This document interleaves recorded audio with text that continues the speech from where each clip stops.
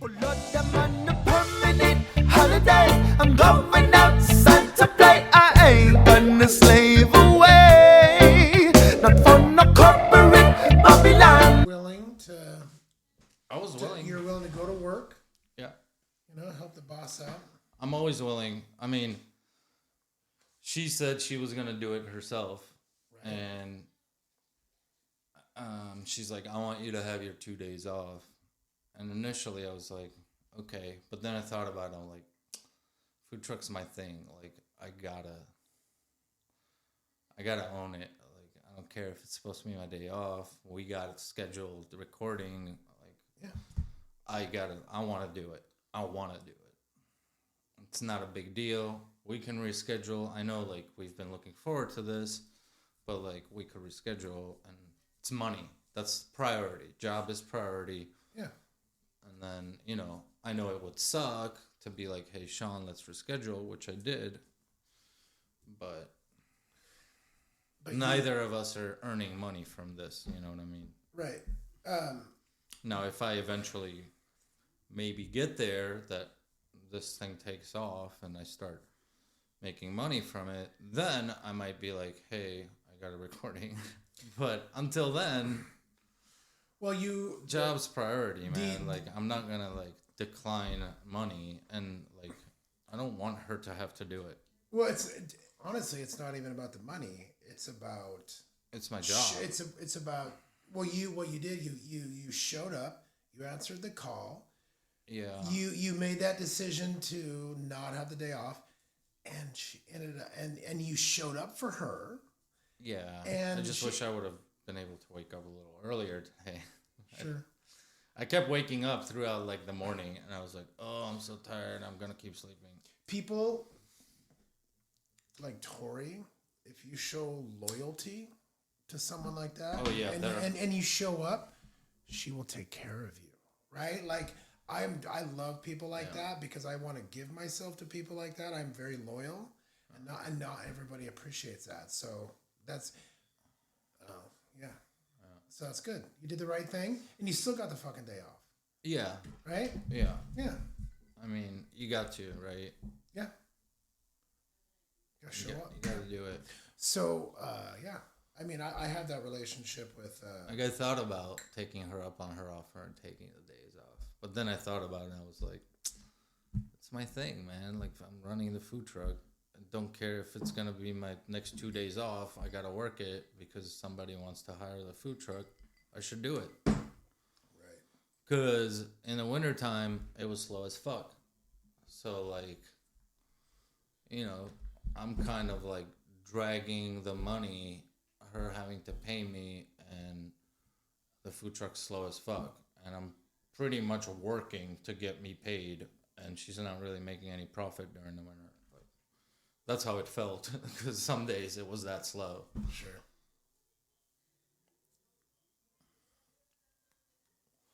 Shawn, how old are you? 50. 50? Yep. What? You look so good for 50. Thank you. Thank you. Well, of course, I got to thank my mom, and I'm Italian. Yeah, good genes, right? Good genes, bro. Yeah. Well, and you spend your life outside in the sun, They say it gives you cancer, but I think it... bullshit, man. That's obviously too much sun, but there's people that look at the Hawaiians or any Pacific Islanders, any people that are their life is on an island or on a beach, too much water will kill you. Fucking skin cancer, killing them. I was just thinking about this the other day. It's they tell you to stay... I was telling somebody, they tell you to stay out of the sun. It's going to kill you. Take this bottle of heavy metals and chemicals and just smother it all over your body. Oh, dude. Right? Dude. So, and I see the irony in that. So, anyways, thank you. I appreciate that. Yeah, man. I'm sure it also makes a big difference that we're working out, going to the gym, keeping your body healthy. Yes. I crushed it today. And then those two things, exercising makes you feel good, so then your mental is good. And I believe, I don't know what science there is, but I think if you're feeling good, that ages you slower too. Yes. Well, stress, Yeah. right? Yeah. Or depression or Yeah. worry. They say, ages you, gives you wrinkles. Like a motherfucker. Yeah. Yeah. My mom's a big worrier, and yeah, she worries for no. But I mean, she went through so much, and I think it's just like it's hard for her to get back to. But I think since she has moved back home to Georgia, I think it has become a lot like she's become a lot less worry and a lot more happy and enjoying life. What does she worry about? I mean, a lot of stuff. I mean, she's got some physical issues happening, so I don't know exactly what's going on. She doesn't, but like, yeah, she just will worry. Does she worry about you? Oh yeah, I think so. My mom. But any mom that cares, I think, no worries about their kids. Right? Yeah.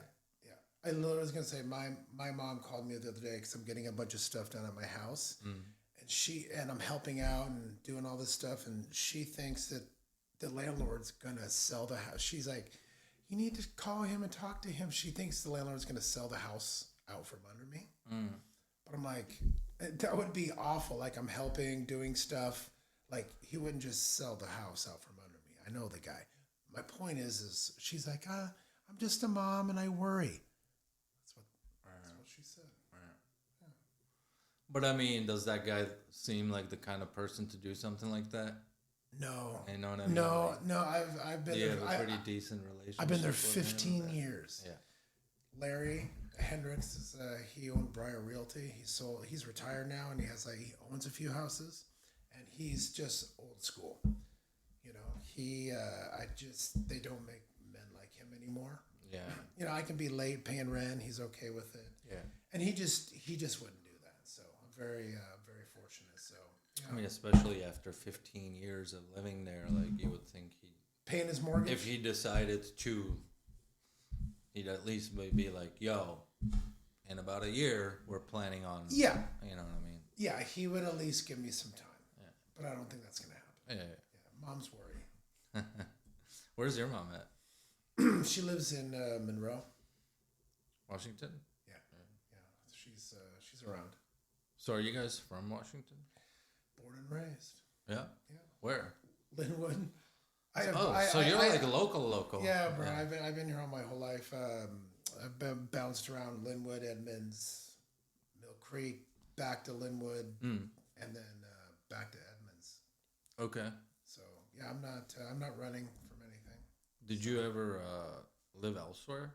No. Always Washington. Yeah. I'm like a tree, bro.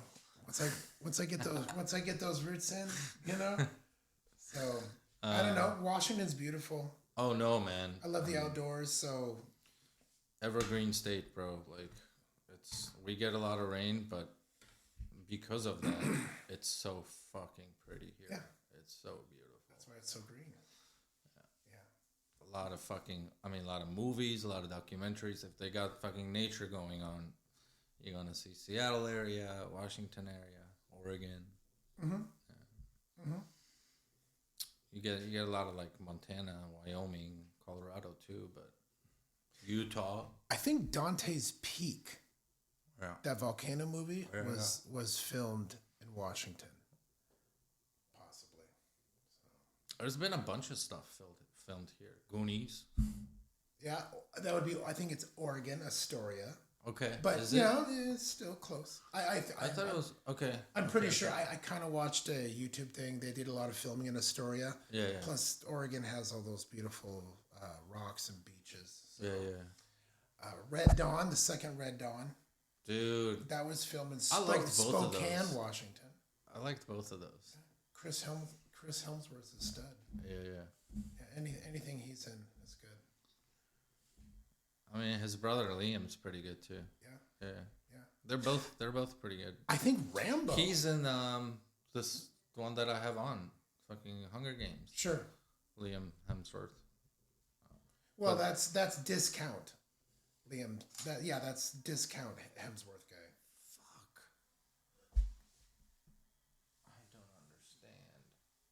the fuck?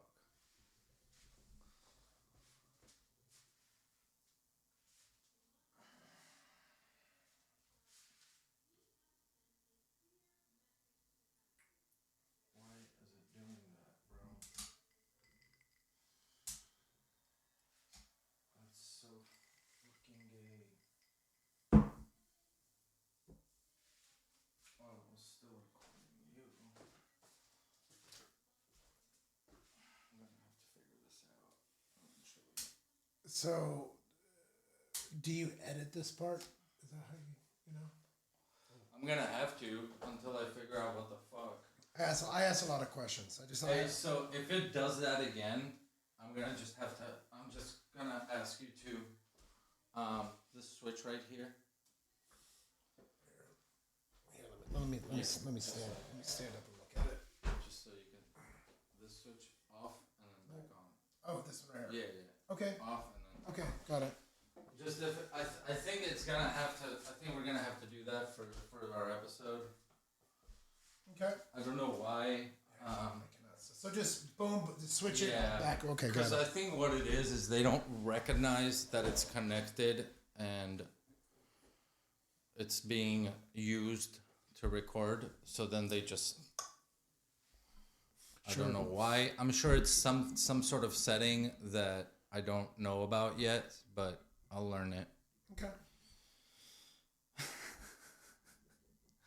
But okay, so what about like traveling? You've been like out of the state at all? You've been Not really traveling out of at all? state. I do a lot of camping.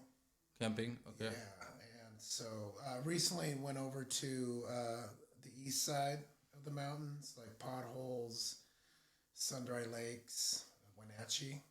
Wenatchee, okay. Yeah, but we got chased out of there. My dog Chai, who's unmedicated, doesn't take any flea medication. We ended up with I pulled 50 ticks. Oh damn. Ticks, never experienced ticks before, and we had to tweeze these things off. Those her. fuckers dig in, bro. Yeah, it was horrible. So Was he hurting like as you were pulling him out? No, she's pretty well behaved. Yeah. I felt like it was okay. I mean, it had to be comfortable, right? You know? But we got just chased out. We went to Potholes first. And then there was all these like dragonflies like all over the place. I was with my former wife. And I looked at her at She's cool, man. Yeah, she is. I looked at her at some point and she just had flies just swarming all over. I'm like, do I say anything? So it was just a little bit too much, so we decided to pack up and move. So then we went to Sundry Lakes. That's where the ticks were at, and they just got all over her. So we got chased out of there. We went to Wenatchee. We ended up with ticks and mosquitoes. So we bailed, and then we ended up our trip at Camino Island. So nothing on this side wants to like suck your blood and infest your dog. So I do a lot of camping. It's what makes me happy. I love nature. Yeah. I love nature too, man. Hiking, I love fucking hiking. We should go. I've been talking to Shelly. Keep telling her, hey, let's go, dude. You know, instead of doing just going out and everything. Let's get out to nature. Dude, we did Lake 22. Mm-hmm. Me and my Mountain ex. Loop Highway. That's a good one. And we were going forever, right? Because it's a long ass hike. I have not done that one. Dude, it's so long that I was almost like, but I knew that it's like the lake up there and it's gonna be worth it. How many miles? And I don't remember. I think it's like 6. Out and back, 3 miles each way, or it was. Let's see, Lake 22. Lake 22. I climbed Mount Pilchuck, which is right there. Right? So I've literally climbed a mountain. Yeah, I've done a bunch of 14ers out in Colorado.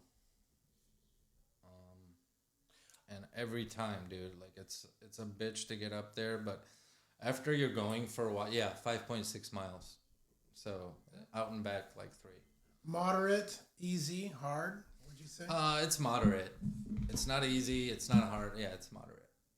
But it's just, it seems long because it was our first hike of the season.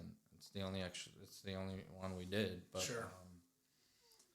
You know, when it's your first one, it doesn't matter. Like, unless you're like jogging every day at the gym or wherever. You do need to train a little bit. If you have some cardio going on with your day to day, then you'll be fine. But if you're just normal working and just working out and never doing cardio, then yeah, it's gonna be a little bit of a motherfucker.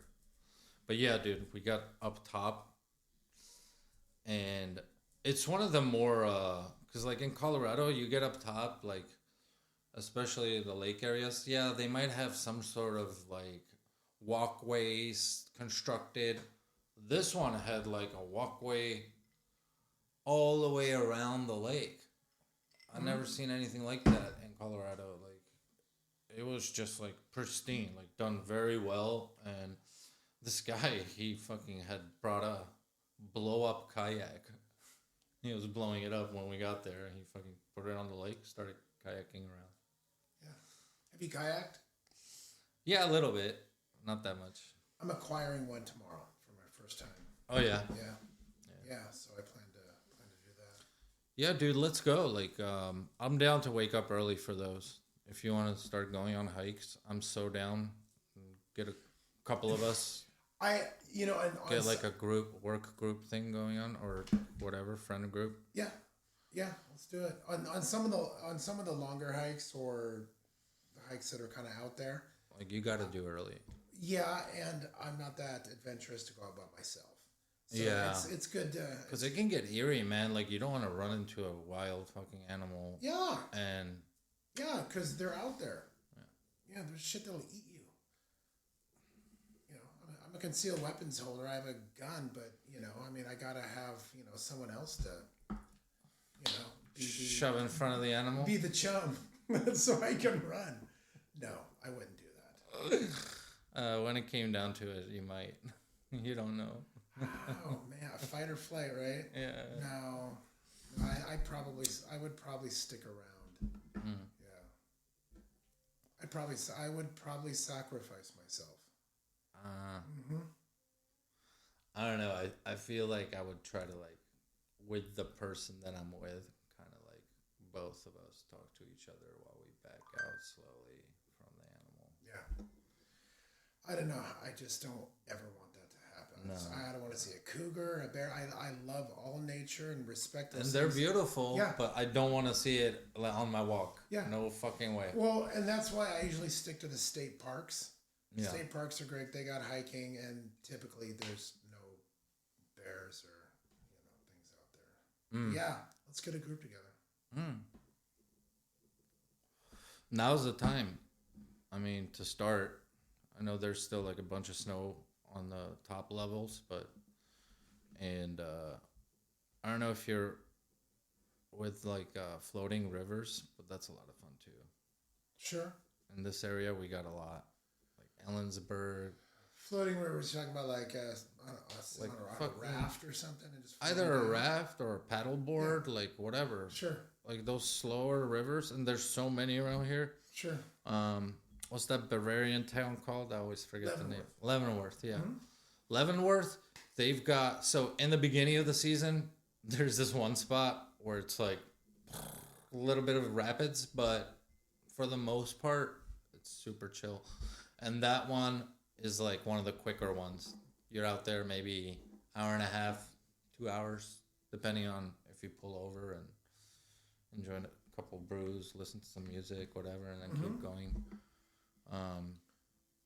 But yeah, so much fun, dude. You never have? Well,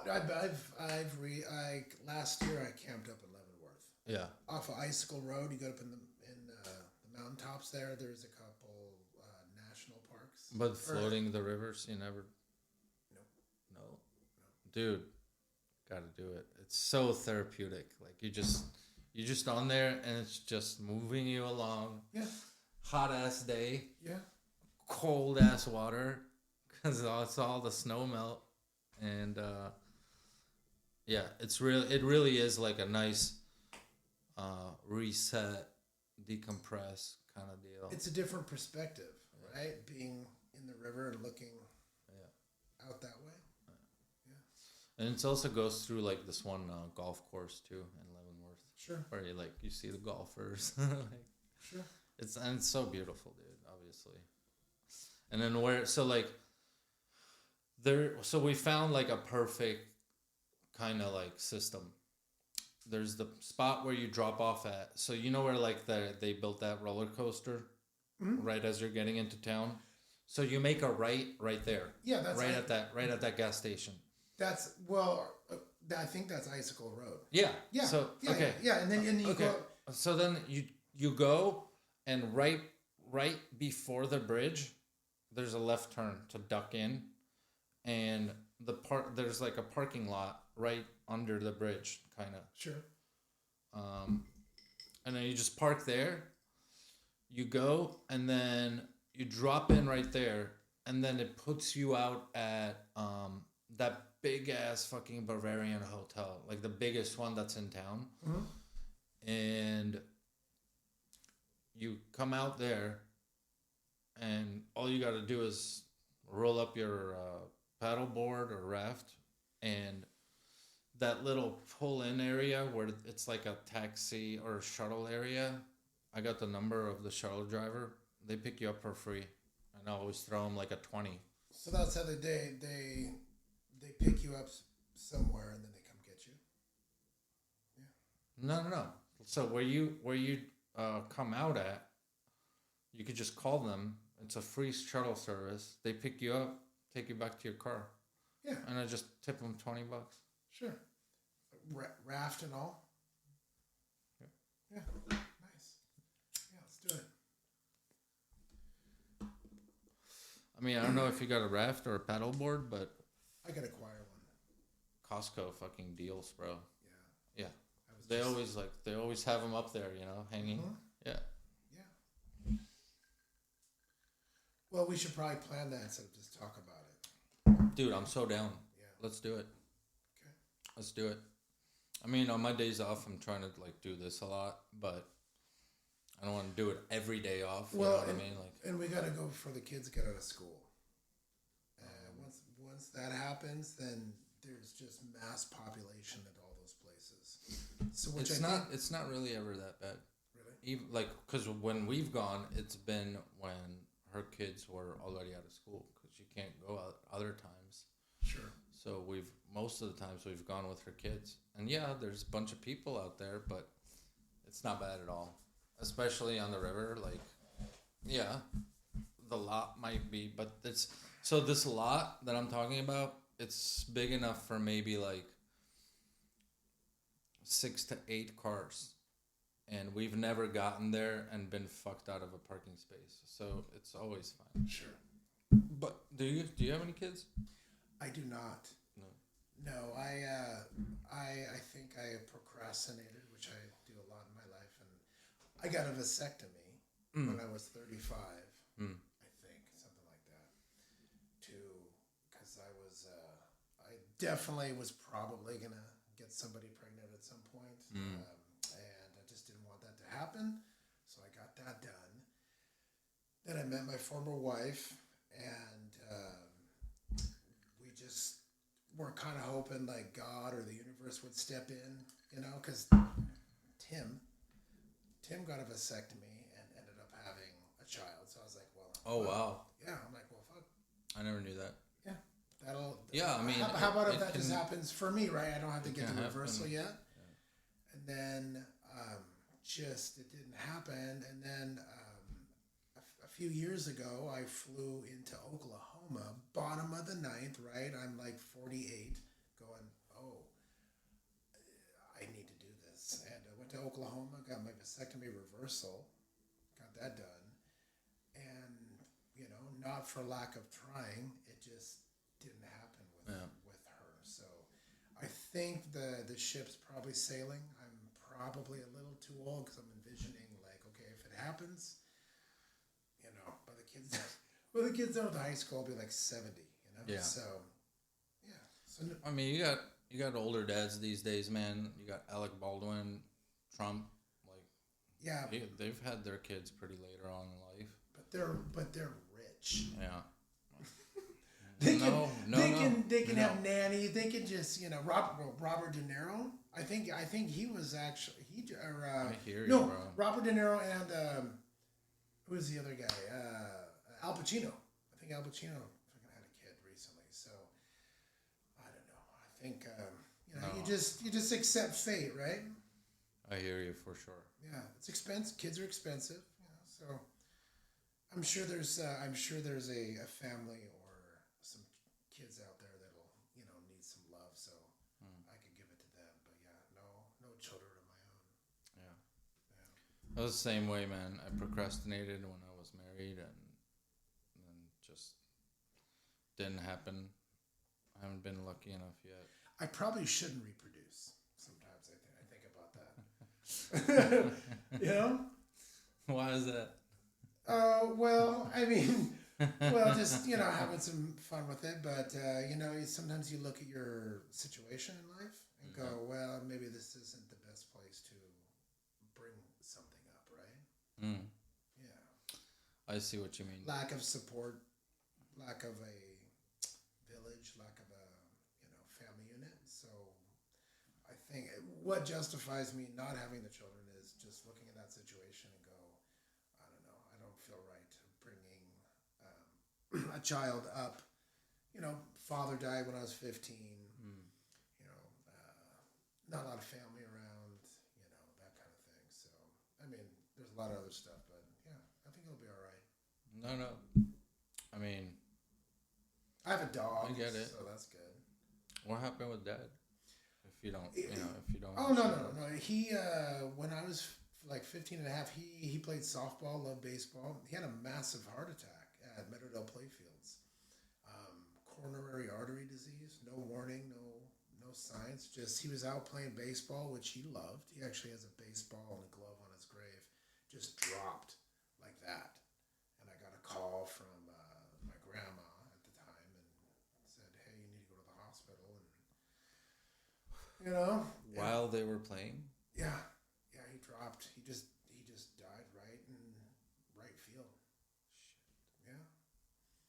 So that definitely changed things for me. Yeah. But he was the best man, greatest man I've ever known. Actually, I have a tattoo that says integrity on my left shoulder, and he was a man of that. So yeah. Gotcha. That's why I can't build or fix anything. He was a construction building inspector. Could look at a pile of wood and like build a deck. But I have none of those skills. Yeah. Me neither. Everybody's got their thing though, right? Yeah. There's no perfect family. For sure. There's no perfect family. No. But who knew? Yeah. The guy had like 500 people at his funeral. Wow. Yeah, St. Thomas More Church in Linwood. Yeah, he was a well-respected man. That's very cool. Yeah. I mean. Yeah, he's. I got a portrait of him on my wall, a bunch of memorabilia. He's always there. So he was in construction, huh? Mm-hmm. My he's a civil engineer, so. Just smart, I remember smart. as a child, he had the blueprints out. I mean, he would, before computers and shit, he would draw it out and just design it in his head. Yeah. That's very cool. Yeah. I remember seeing pictures of him out in construction. This was back when men wore Daisy Dukes and short shorts and stuff. And yeah, he had a whole crew of people. Did you say short shorts? Yeah. I'm just envisioning a photo of him. Sorry. What? I don't know. He just was in jean frayed shorts. I just remember him always working outside doing construction. This was back when you could smoke weed on the In jorts? Yeah. That's weird. They had perms back then too, bro. So I don't know. I'm finding it, I don't ever remember an era of men wearing jorts, but it happened. It was the late 70s, early 80s. I'll send you. I can send you some images. you might. Yeah. I think I'm good on that. Yeah. But all right. This is a little funny though. What about you? Like, have you gone to like college? Not a 4-year or any like degrees, but I went to Ashmead College, which was a fitness trainer program for 1 year.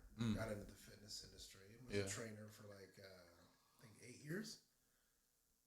So a little schooling. I've never really been into. I mean, look at you. Well, you know, I try. You were working out for a while, huh?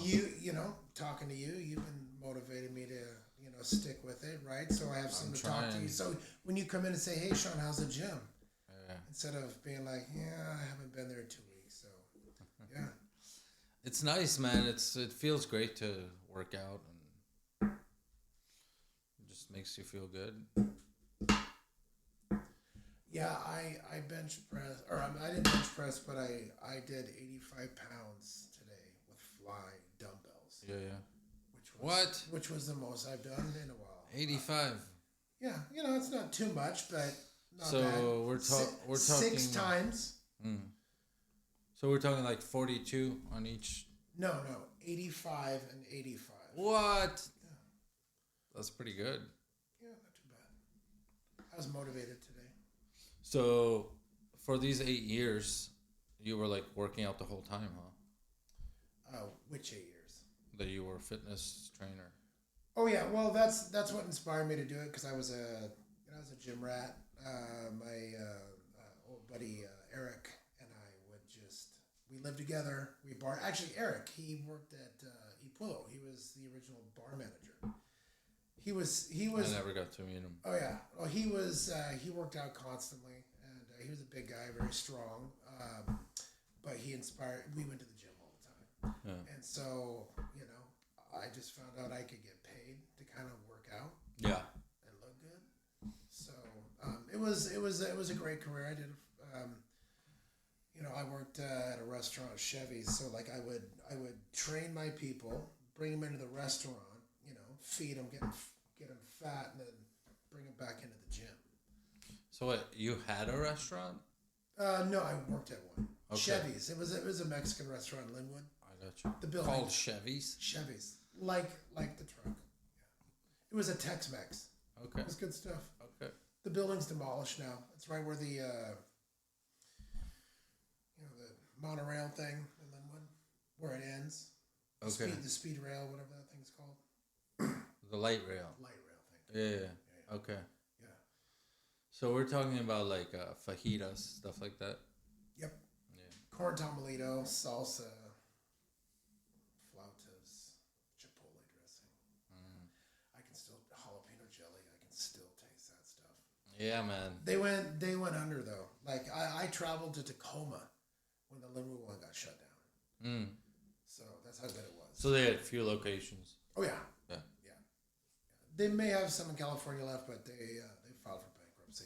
But yeah, that's where I started my restaurant career. So was it a Cali company? Yep, California. Yeah. Yep, started busting tables.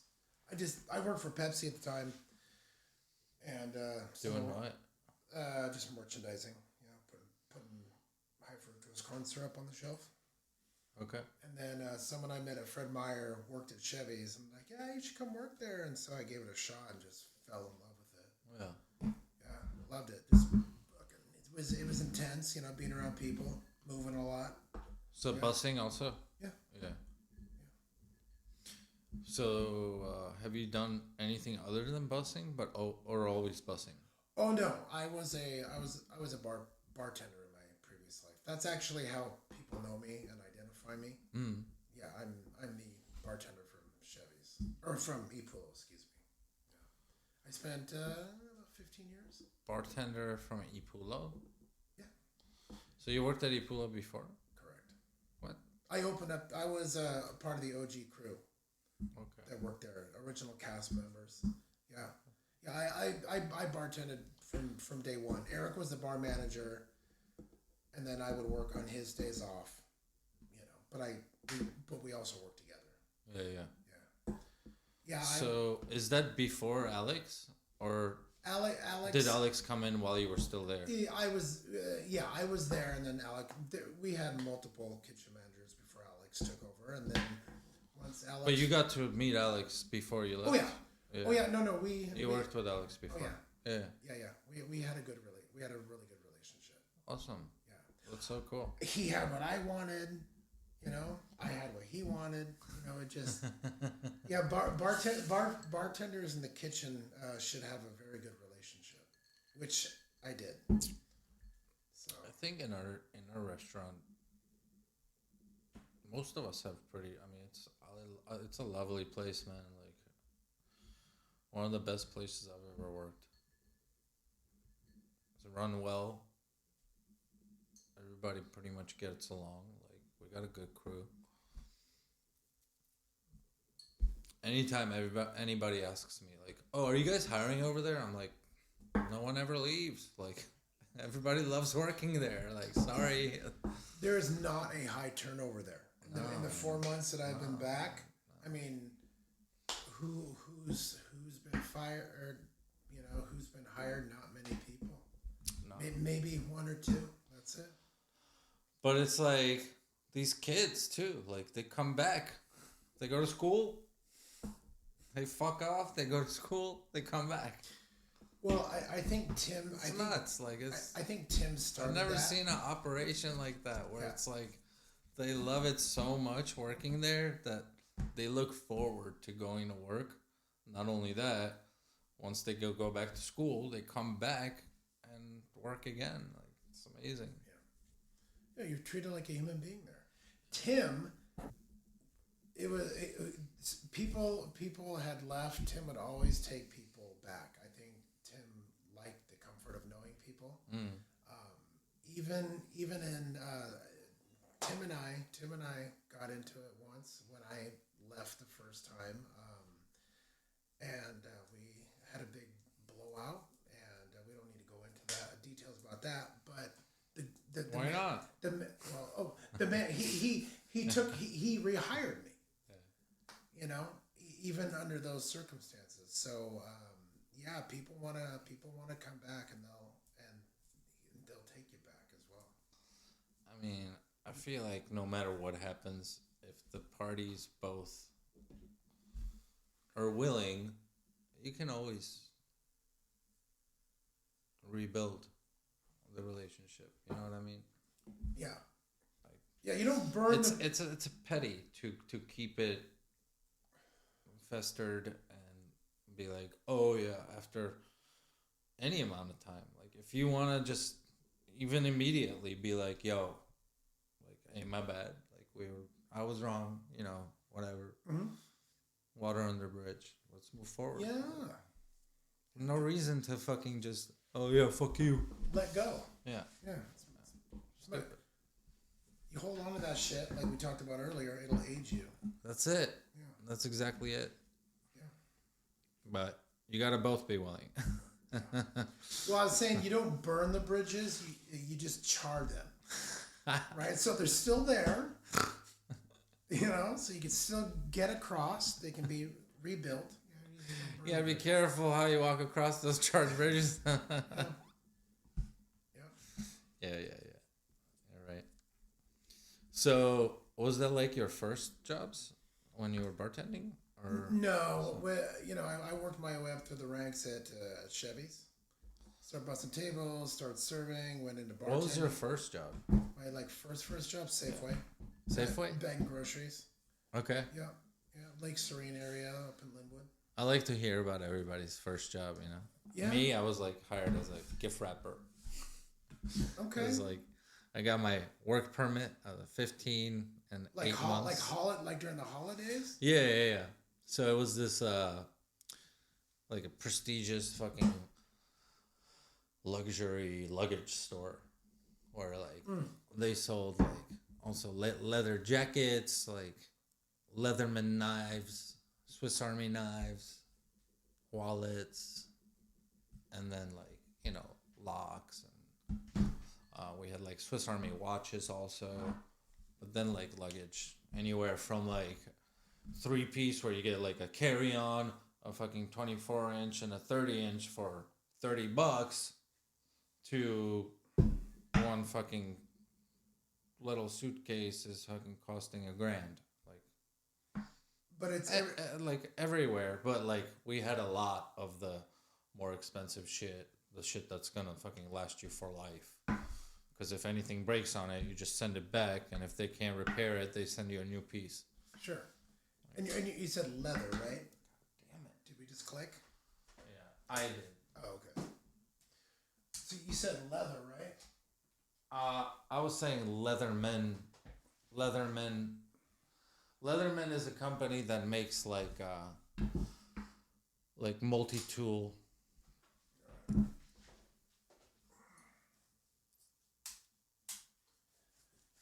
See, I can be good with technology. They make like multi-tool knives. Sure. You know, where it like folds out into pliers, and then it has like the scissors and the saw. And you never heard of Leatherman? No. Yeah. Yeah. So it's like a mega Swiss Army knife. Yeah, like but a manly. but they're Army like knife. bigger, like a lot larger, and they're all metal, like all like stainless steel. That's hot. Yeah, that's good. They're pretty good. Yeah, I don't have one of those. Yeah, they're useful if you get one. Yeah. So yeah, bagging groceries, huh? Yeah, unfortunately, my pretty Safeway cool. my Safeway career ended when I was influenced to take cases of Coca-Cola and empty them out and put beer in them. And so, you know, I was so loved there and such a good employee. I just made a mistake that the store manager, instead of firing me, he was so disappointed and saddened. He gave me the option to quit, and with my head held down, I quit, and I learned a valuable lesson. Don't get caught. Just don't steal and don't do bad stuff. Also, don't get caught. Yeah. But that, you know, hey, everything happens for a reason, you know. So I went to Albertsons after that. The same company. Is now, yeah, but not back then. Not back then. No. No. I didn't know that. No. Okay. No. I thought like Safeway was a branch of Albertsons. Safeway, I think, bought out Albertsons recently, and then I see. took over some of their slower stores because I think Safeway's, you know, people love Safeway. So They're fucking big boy. yeah, they've been around forever. Yeah, I don't know, and I think that was the end of my. Oh, and then I worked for Pepsi, and then Chevy's, and then Epulo, and then Daniel's Broiler on Lake Union. That's how good I was. I got recruited to Daniel's Broiler. Is that a good spot? Yeah, too hoity-toity for me. I learned a lot, you know, but Is it still there?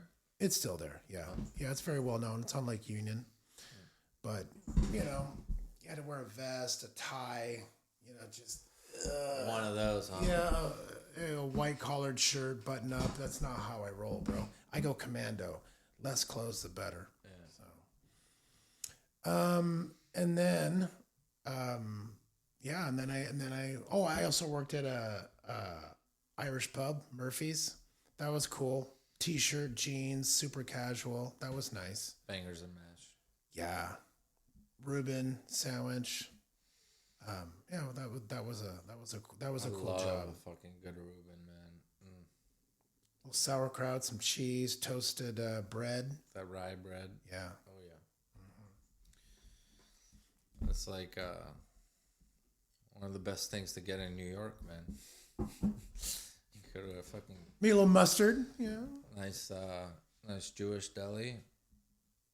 Thick ass. They fucking just layer that fucking either pastrami or corned beef on there, and I love just like equal amount of sauerkraut to meat in my. I love sauerkraut, bro. But yeah. I like the Russian dressing though instead of the Thousand Island. Okay. Russian dressing. What is that? They're pretty similar. Okay. They're pretty like Sure. Yeah. But I just Is that what you put on the smash burger? Is a Thousand Island? No, No? I just make my own Oh, kind of. So I do. So it's like a mayo base, like mayo ketchup, and then I put a ton of stuff in there, like pickle juice, actual pickles, the Calabrian chilies. yeah.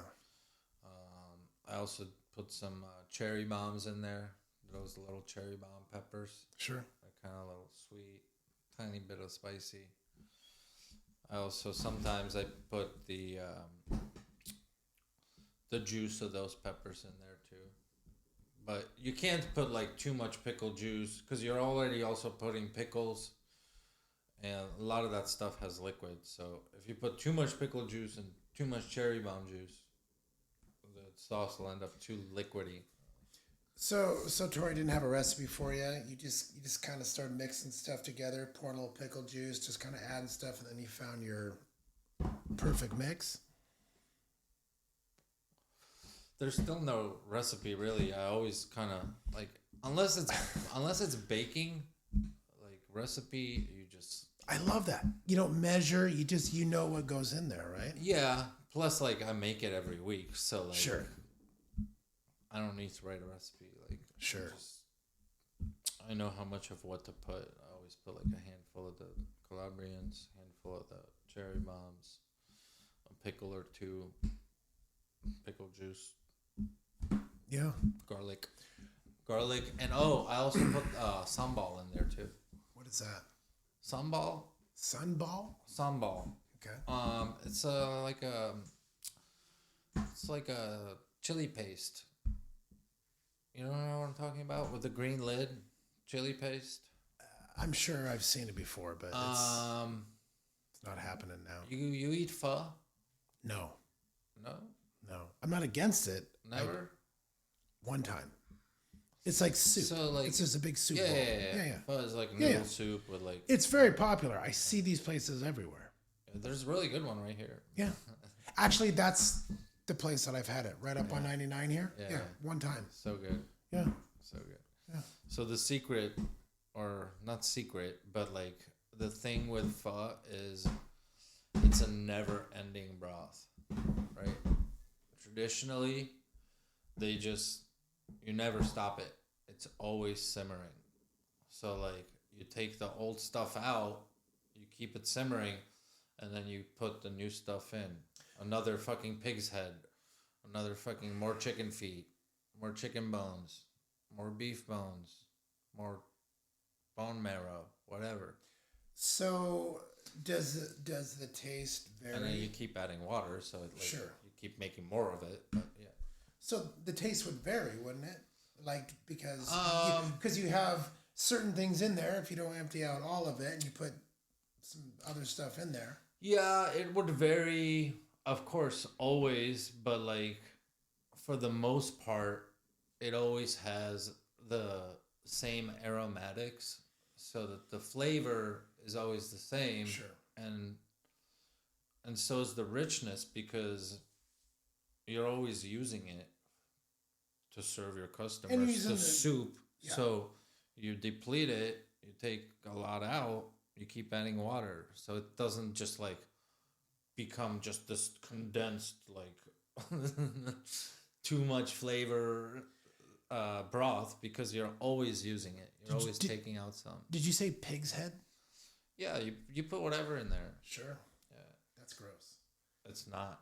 I'm sure it tastes good. It's but not. Just the thought of it. I mean, you don't like head cheese? I do not have an adventurous palate. You never had head cheese before? Head cheese. Yeah. Nope. No. I can't say I I have. love head cheese, man.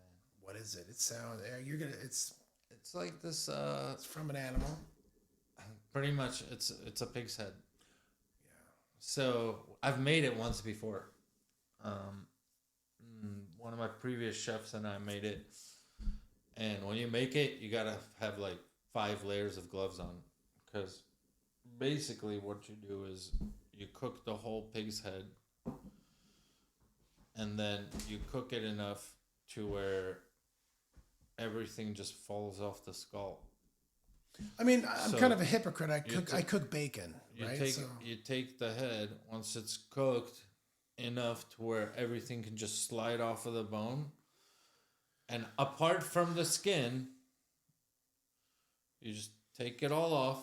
You roll it up into a log, and you chill it. And from the gelatin of the head and on the bones and whatever's there, it just sets and it becomes like a sliceable log. So it's the flavor? Is that why the head's in there, or is it the? For the pho, Yeah. yeah, pho has a lot of gelatin. So, and gelatin and collagen equals flavor. Always. And collagen's good for you. It's all good for you. People dog on it because it sounds like, oh, so there's a head in there, but it's so good. So good. I mean, what's the difference between a head and a piece of bacon, right? It's pretty much the same thing. Right? Not quite, but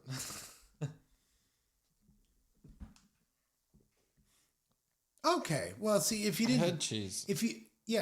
you know what? If you didn't tell me it was like from a head, I'd probably take a bite. It's so good. Yeah. Dude. Okay. So good. Now I know. So was that your first bartending? Was that Epulo? No, Chevy's. Chevy's? Yeah. So you bartended at Chevy's and bust. Well, I started bussing. Yeah. And then just, that's how you do things. You work your way up, right? Right. You bus tables, you serve. But did you continue bussing while you No, were no. bartending? No. I just kept rising. I got you.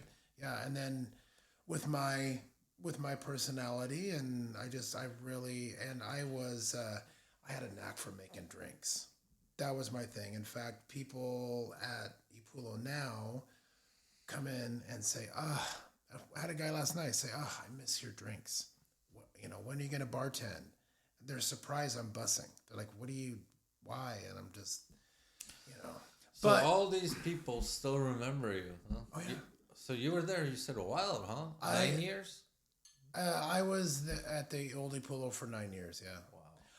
I do tell people I was kind of a legend. I kinda own that town. Modest too, huh? A little. I was good at what I did, I had a knack for making amazing cocktails, and just my customer service, my authenticity. I was real. I think that's what people loved about me. I was You gotta be, man. I was. You gotta be. People can see through that fake shit. Yeah. I would talk about all kinds of stuff. I would remember things about people that I probably shouldn't. And I think they like that. Okay. Yeah, I paid attention to people. I took care of people. So, yeah. So I actually, at Epulo, I was entered into. There was it's Evening Magazine. It's like a NBC. It's like a news show. Blah blah blah. They had what's called, I think they still do it. It's called Best of Western Washington, and it's like they take the best yoga studio or the best bartender or what have you. Yeah. And they have people vote on the best bartender in Washington or the best faux restaurant or what have you. And in the state of Washington, without going in and like manipulating, Facebook or technology or anything, I took number 5 in the state. That's fucking awesome. Like people voted. Yeah. I was not 5 or 6. I don't know. Whatever. I think I say 5, but I was 6, something like that. But Was that a magazine? No, it was a show. It was a very popular local TV show. What's it called? It was it's Evening Magazine, Best of Western Washington. I think it is. Evening Magazine. Okay. Yeah. I don't know if they still do it. So it was a magazine that did a show. No, it was a TV show. Never had. They just call it Evening Magazine. Huh. I don't know why. That's weird. Yeah. Something like that, I would expect that it was like, oh, it's a magazine that also has a show. Yeah, you would think you'd call yourself Evening TV, but no, they called themselves Evening Magazine. But it was a television show. No, I get it. So, I was entered into the contest, whatever, and so I was like, "This is kind of cool." So, I encouraged people if they thought I was, worthy of their vote to go in and vote for me, and so that was kind of cool. I did bartending competitions in Edmonds, So yeah, I have some pretty mean cocktails, bro. So, did you have like a bunch of cocktails on the menu that you made? Yeah.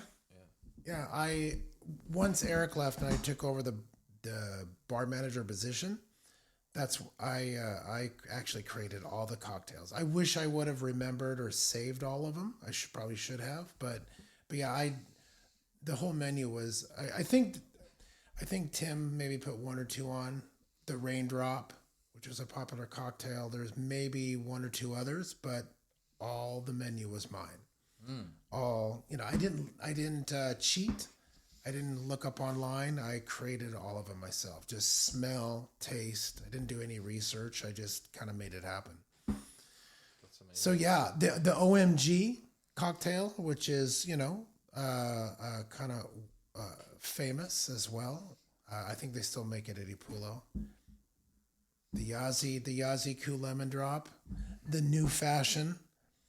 I took the old fashion and made it mine and created the new fashion.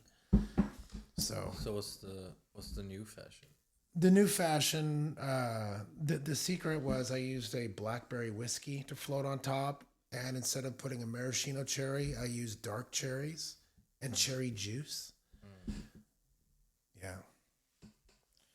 I had a touch. I had a touch for making drinks, just like you have a touch for making food. Fuck yeah, man. Yep. So what's been your favorite creation? Like the one that you loved the most? The drink. Yeah.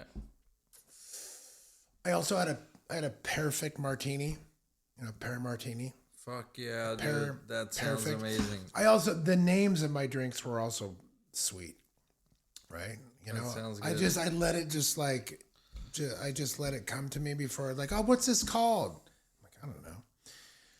Okay, so the OMG, I would probably say, even though it doesn't require like a lot of muddling and a lot of herbs or anything like that, but just the creation of the cocktail itself, I think is probably my proudest creation. And the name came from, I was creating cocktails at Epulo, and they're like, what's the name of this? And I'm like, I don't know.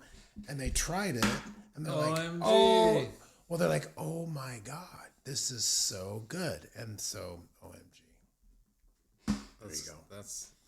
I mean, what a better way to name a drink. Yeah. That's cool. Yeah. So what is the OMG? The OMG was vodka based. And then I used 2 liqueurs. Hypnotic. You ever heard of Hypnotic? I've heard of it. It's kind of. I just don't know what it is. It's kind of like a Gen X thing. It's like it was popular in the early 2000s. It's a blue liqueur. I would say it's Like a curacao? no, no. This stuff was like tropical and light and like vibrant blue. Isn't curacao? Curacao is like Is it it's an orange. It's basically a disgusting orange liqueur, and it's very sweet. Why and, is it blue? either food coloring or Blue Lake number But it's 40. an orange thing? It's got orange in it. Like Cointreau? Yeah, But- I know so Cointreau, basically but it's Cointreau's not blue. Like That's correct. It's blue curacao is basically like blue Cointreau, as far as I know. okay. So I also So use it tastes of orange curacao. Yeah. what's that? Curacao tastes of orange. I think it's got hints of it in there. As far as I know, it's been a while, right? But as far as my memory serves me, correct. I just don't understand why you would take something that's an orange something and make it blue. I don't know. It's just a liqueur. But, they put it in like a blue Hawaiian. It's got its purpose. I also used a liqueur called No, tell me about this. X-rated. Oh, I got to finish my OMG story. Right. But the blue liqueur you were talking about. Tell me more about that. Hypnotic, yeah. Oh yeah, Hypnotic was hot back in the day. So it's blue. Yeah. And you said it's tropical and. I mean, just the color's tropical, and it's it's light. It's not too sweet. Okay. Yeah, it's just Not a lot of sugar. it's just not as sweet as other liqueurs. Yeah. And I think that's why I liked it. I don't like gotcha. I don't like syrupy stuff. I don't like like too sweet of drinks to begin with. You know what I mean? Like. Yeah. Well, you can take a sweet drink that has all that crap in it, but you can also adjust it and muddle fruit in there, to make it not so sweet. But X-rated liqueur, which was pink, hot pink, I used that in there as well. And basically, it was kind of like a Cosmopolitan, but pink and probably better. But it was. I mean, I did some private bartending events, and people requested that I made that drink. Also, Tim did an event at the library. It's got that big open area. They do events and shit there, and that was the featured cocktail. So, yeah, bro. That's pretty good, man. Yeah, I'm humbled nowadays. I still have the shaker. I've used the same shaker for like the whole time. It's got so many like just dents and bends and but I've been looking at it lately, and it's kind of been like vibrating and glowing a little bit. That's called character and patina, bro. Yeah, I still have it, and I'm thinking about. They want me to go back to bartending at the new place. I'm thinking about it, but I feel like if I go out there and if I just put my hand out there, if it's time, if it's ready for me to start bartending, it'll be like the hammer of Thor, bro. The thing will just fucking come into my hand, and I know it'll just be time to get back into it. God damn it. Yeah. That's pretty cool, man. I probably should. I need to get out of my comfort zone a little bit. I probably should start bartending again. I mean, if you ask me, you got to know for yourself, but yeah. If you ask me, I think it's time, man. I think Shelly and Tori talked about bringing me in like one day a week, like Tuesday. Shelly will start training me, But I think I should. Yeah. So those 9 years, that was before the new location? Yep. Okay. And actually, I tried to go back. So even after Tim and I's disagreement, we'll call it. Yeah. He brought me back. I think a few years later, let's just say 4 or 5, I don't know, I can't remember, at the old place. Yeah. And I was cocktailing for Dave at the time, who was a bar manager. But let's just say it was not the right time for me to come back. I tried it, but I just couldn't do it. But being at the new place, it feels right. I'm enjoying. It does have to feel right. That's one thing. Yeah. It's a relationship. Sometimes you can't go back. For sure. Sometimes it's just too soon. You can't force it. Yeah. Not with. And sometimes the right players aren't there, right? You gotta have the right cast members. Yeah. You gotta have a supporting cast. Yeah. So. And you gotta vibe with it. You gotta make sure it feels good and comfortable. Yeah. So we'll see what happens. Dude, that's exciting. Yeah, you're gonna love my drinks. See you behind the bar. I'm sure that would make a lot of people happy. I had no fucking clue, bro. That's crazy. Yeah.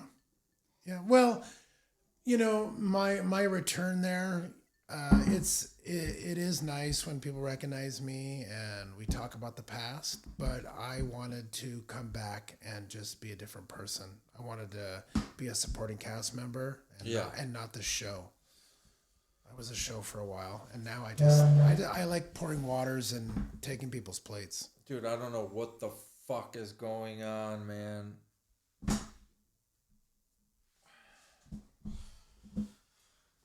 Keep going, Sean. Oh, okay. All right. Were we?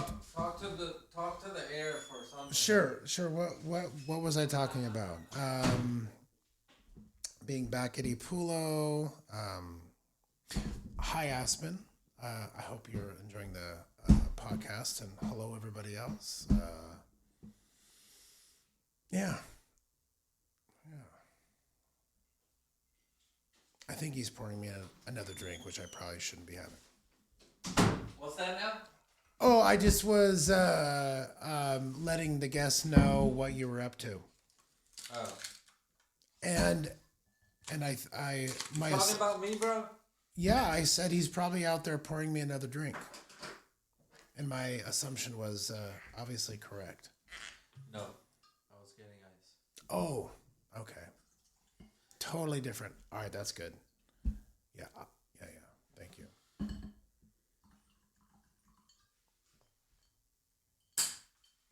Booyah! I didn't always remember people's names, but like I would see somebody come through the front door. Dude, I swear I'm gonna.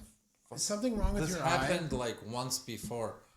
Years back in Colorado, we were all hanging out and doing so much fucking blow. But like this happened and it just felt like something was in there.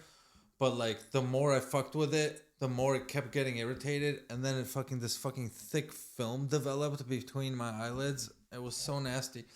And now I'm getting the same fucking feeling, dude. Like, it feels like something's in there. And can you see, like, a hair? I cannot. Fuck. Your eyes look white. There's no bloodshot. I don't see anything.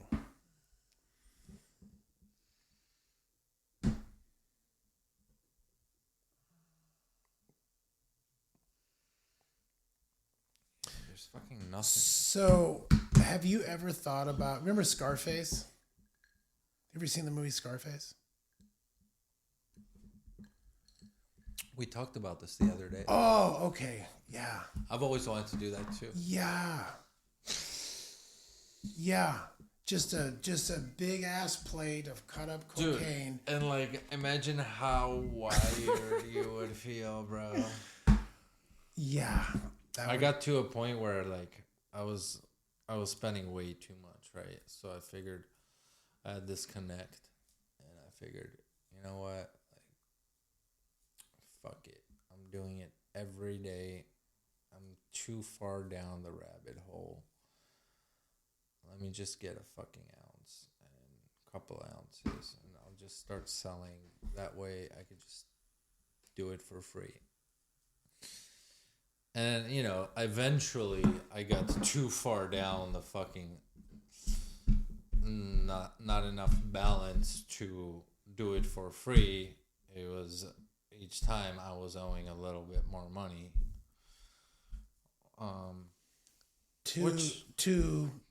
To the person?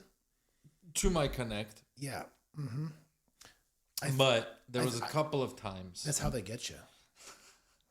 That's how you get yourself. Yeah. But there was a couple of times, and I wasn't just doing this because, like, I'm retarded or anything. Like, well, that too. But I think it was, like, both times it was, like, one of my buddy's birthdays. And, you know, I'd, like, break it down and weigh it out all in grams and shit. And so couple of times I just fucking dumped because, like, it's my buddy's birthday, like, we're all partying. Yes, there's a bunch of people getting it from me, so, like, I'm making money, I'm getting paid for it, so I figured, let me treat them.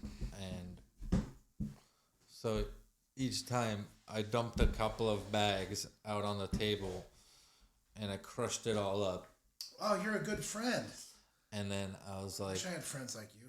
all right, you can have that, but you got to do it all in one line. A challenge. Oh, we should. And they did. Oh, okay. They did. Both times they were like, okay.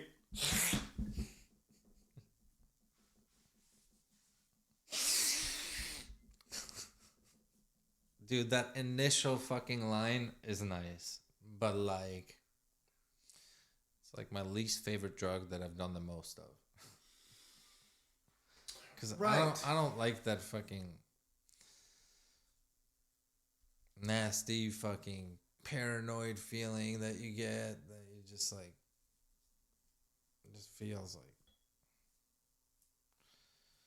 uneasy, especially once you've been like partying all night and then the morning is coming and you gotta work and you get this fucking nasty ass like feeling. You haven't slept. That's like the main Right? issue. Hold on, that was me. No, that's just you. Okay. It's gonna be you in a second. Well, should I have one? Unless you did it too soon. Oh, there Boom. it is. All right. Synchronicity here, bro. We got this. But it's so annoying. I'm gonna figure it out.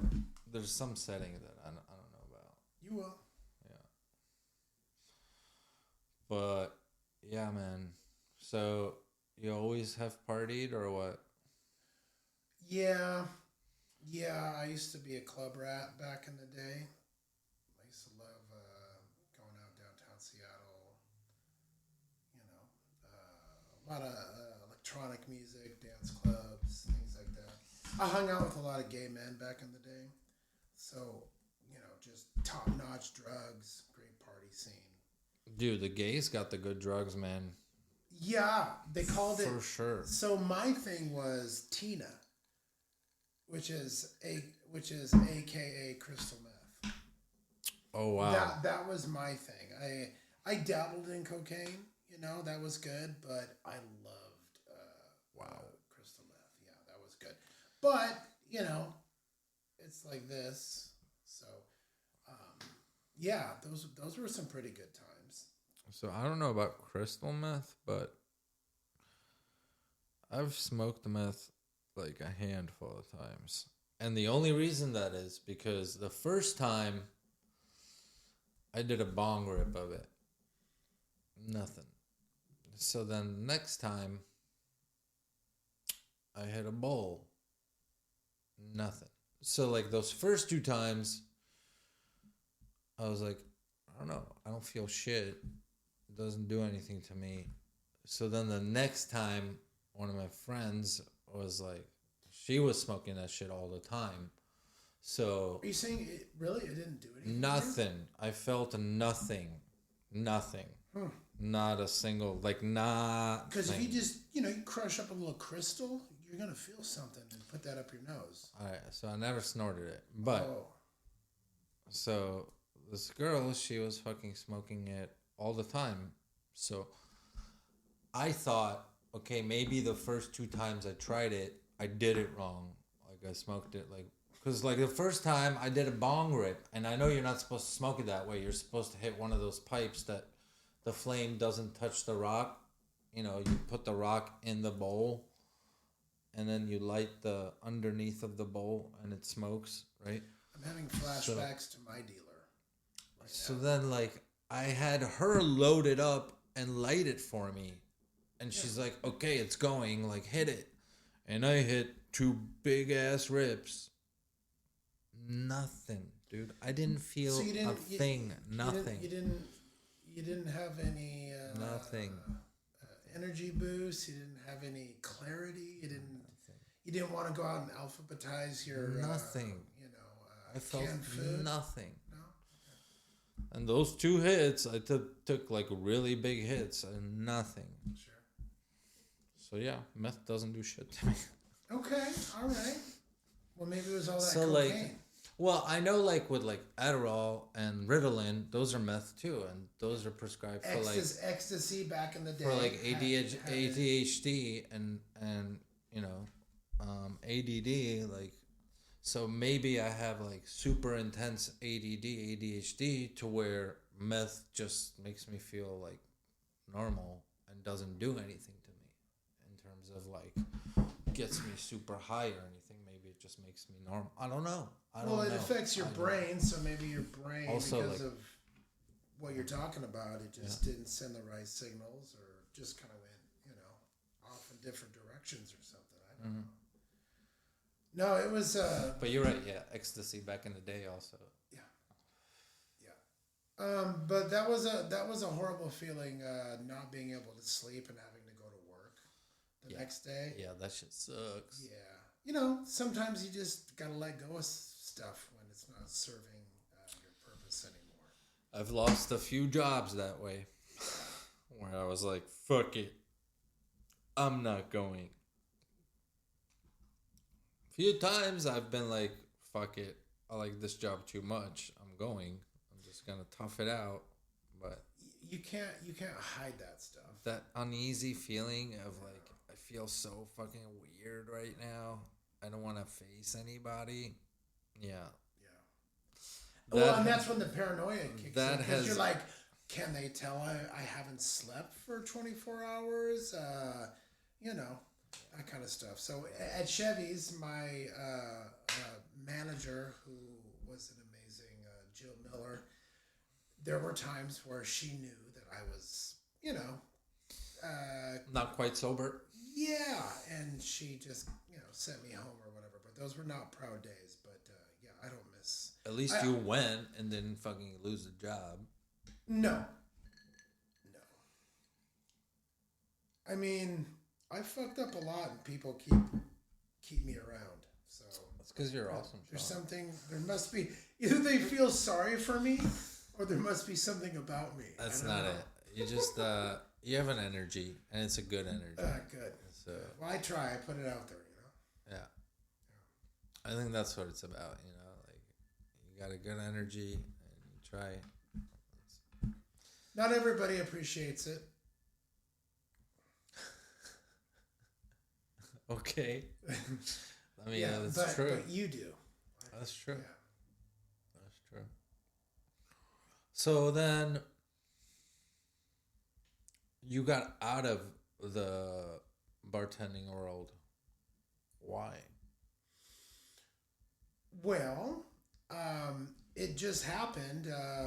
So like I mentioned earlier. So you had this little kerfuffle with him. Yeah, there is so it wasn't necessarily his fault. He just had to deal with it. There were other people involved. Let's say I'm kind of a martyr. I was brought down because of some jealousies, insecurities, other people. That's so fucked up, dude. I hate that kind of shit. Yeah, somebody had intention to get me fired, and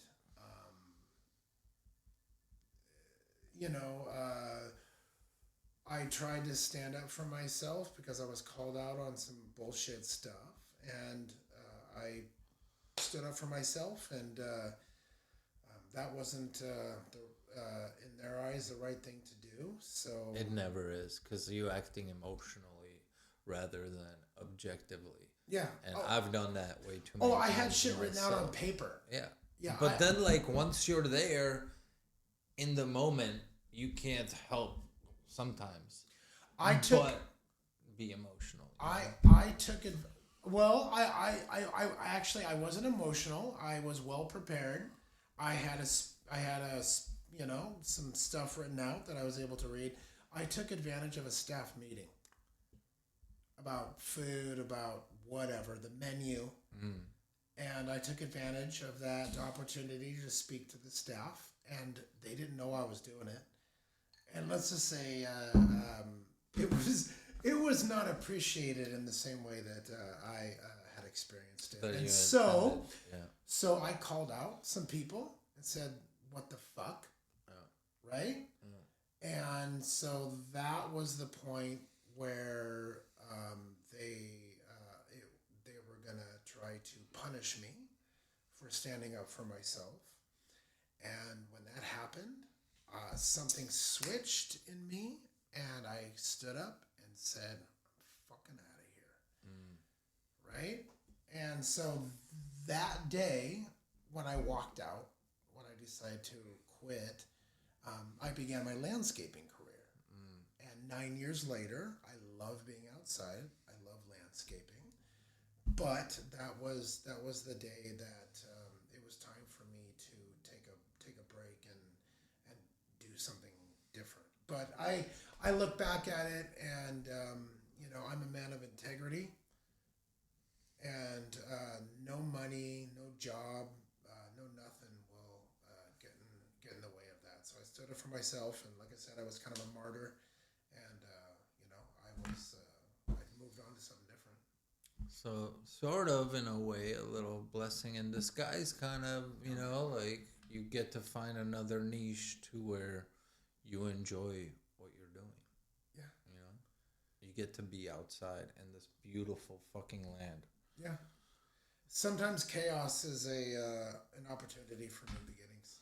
But that fucking jealousy bullshit, dude, where it's like you're really that insecure and threatened, and that's all it is. It's just they feel insecure and fucking threatened, and they need to take you out. Yeah. Why? Fuck you. Why? Lavani. Just fucking be a decent human being. Come talk about it. There's no reason to be fucking threatened. Why? We're working together. Yeah. We're working together. Yeah. Okay? We're one team. Yeah. And there's something you don't like about me? Let's talk about it. Yeah. That and you kind of hit the nail on the head. That's exactly what it was. Insecurities, jealousies, things That's of that. all it ever is. Things of that nature. So that's okay. When you lead by example, when you do the right thing, you're going to be a target of people that don't like that. Anyways. But it's also like how we handle it. You know what I mean? Like, but I mean, I feel like there's sometimes that no matter how you handle it, it's always there's nothing you can do to change the intentions of the other party. Like, it's like nothing you can tell them or say to them that will clear their thought towards, oh, this person actually wants to get along. There's no reason for me to be this way. Like, they're just fucking evil. Yeah. They're just evil, and they don't even want to consider seeing any other way. Yeah. Stupid. Without naming names, but yeah, you are correct. So, but yeah, blessings in disguise, Yeah. And to go back to what we were talking about earlier, like I knew that I would rise again. I knew that if I I love the way you put that. That's good. Yeah. Yeah. And when it's like Obi-Wan Kenobi, when he puts up the lightsaber to Darth Vader. Yeah. And he's like, if you strike me down, I will become more powerful than you ever thought before. Or something like that. I didn't. Yeah. Sorry, Star Wars fans. I didn't nail it, but you get it, bro, right? Yeah. So, yeah. Sometimes you got to be that person to take the hit. I'm good at taking hits, so yeah. Yeah, so and now I'm back in 2025 busting tables, bro. So that's been how long? At the current place? So look, like from when you left Epulo, right? Right. Now you've come back. How long has it been? So I've had my landscaping business for 9 years. So has it been 9 years? Yeah. And then I think I was back at Epulo for maybe a few weeks, a month, 2 months. I don't know. It's all kind of a blur, but I wasn't there that long. And I didn't leave on bad terms. I just was like, yeah, my landscaping season's picking up. I need to move on. So this landscaping business you started, did you start it with the intention of growing the business, or were you just trying to, I need money, or was it like a combination of both? Like, It was, what the hell am I going to do with myself? yeah, You know, when you just quit a job yeah. and I mean, it was that day it happened. I had no intention on quitting or moving forward, but it just happened. So that it happened. And then I'm like, what am I going to do with myself? You know? So, I knew I love to be physical. I love working outside. I love nature. Yeah. You know, I planted gardens and kept my yard nice and, you know, blah, blah, blah in the past. And so I was like, well, shit, why don't I just start doing yard work and make money at it, right? So I started off making $15 an hour because, you know, you just start off humbly. You know, you don't really know what you're doing. And I just fell in love with it. I'm just like, oh my God, I can get paid to do what people want to do when they come home from their slave jobs. You know? So I was inspired, so I stuck with it, and I excelled at it, and you know, now I make a good living. Yeah. That's great, man. That's wonderful. Yeah. Yeah, I get up every day and just like, well, I'm just gonna go mow lawns and prune shrubs, and I make more money than, you know, people with like four-year degrees. So, and I'm a moron, right? So I just stepped into the right thing, and as I got better, I just started $20, 25, 35, 40. And then, you know, it just kept going. And so, yeah. I was gonna ask that, like, did you end up developing a passion for it? And yeah, I'm just, that's you know, nice. That's so nice. so I tell people all the time, it's like, well, you know, if you go to the doctor, what does the doctor tell you? Well, you know, you should be physical. Boom. Connect with nature, get some vitamin D, right? I don't know. I think there was like a fourth and a fifth one, but I can't remember it at this time. I'm just saying that, you know, my job offers an opportunity for me to just get good things in my life, like those things I mentioned. Yeah. Right. Yeah. And I get paid to do it. So. And you said you had planted gardens before you did that. So have you always had a green thumb? Yeah. Pretty much. Yeah. Yeah. Never studied, never researched. It's not my thing. I don't, you know, I just, I have you just do. Yeah. Experience, hands-on. Yeah. You just connect with nature. You just learn about it. Fuck yeah. I look up some stuff, but it's like bartending. I didn't research. I didn't study. I didn't look at stuff. I just smelt it and tasted it and touched it. Yeah. Just, you know, just kind of got close with it, you know? That's how I am too, man. Fucking visual learner. Yeah. When I was at Ashmead College, I have, you know, we talked about ADD and all that shit, you know, and I had to read on a treadmill. I can't sit and read because I just got to get up and do something and my mind starts going, but I could read on a treadmill because I was doing something else. So yeah, just wing it, bro. Like some of the recipes, I'm a great camp cooker. Like I want to be on like a food show someday. Like where they just open up a refrigerator with a bunch of ingredients, just off the wall, like random shit, like lettuce, peanut butter, and like chili pepper. I'm like, how the hell are you gonna make something taste good out of this? But I can do that.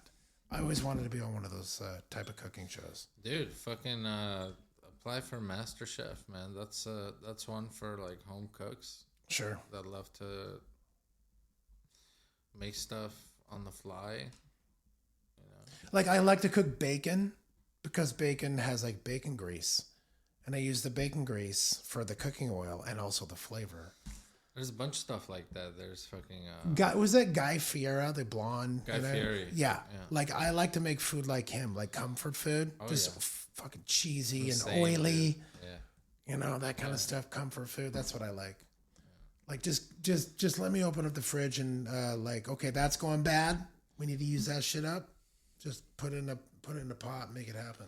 Dude, he recently did a episode on Joe Rogan, and he's actually pretty fucking genius, like cook, chef.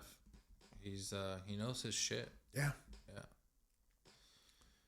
And like original recipes, stuff you wouldn't, He's like actually trained culinary school, and that doesn't really say much for in general for chefs. Like, just because you went to culinary school don't mean shit.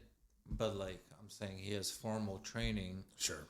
But also, like, you see Guy Fieri, he does like drive-ins, dives, and diners.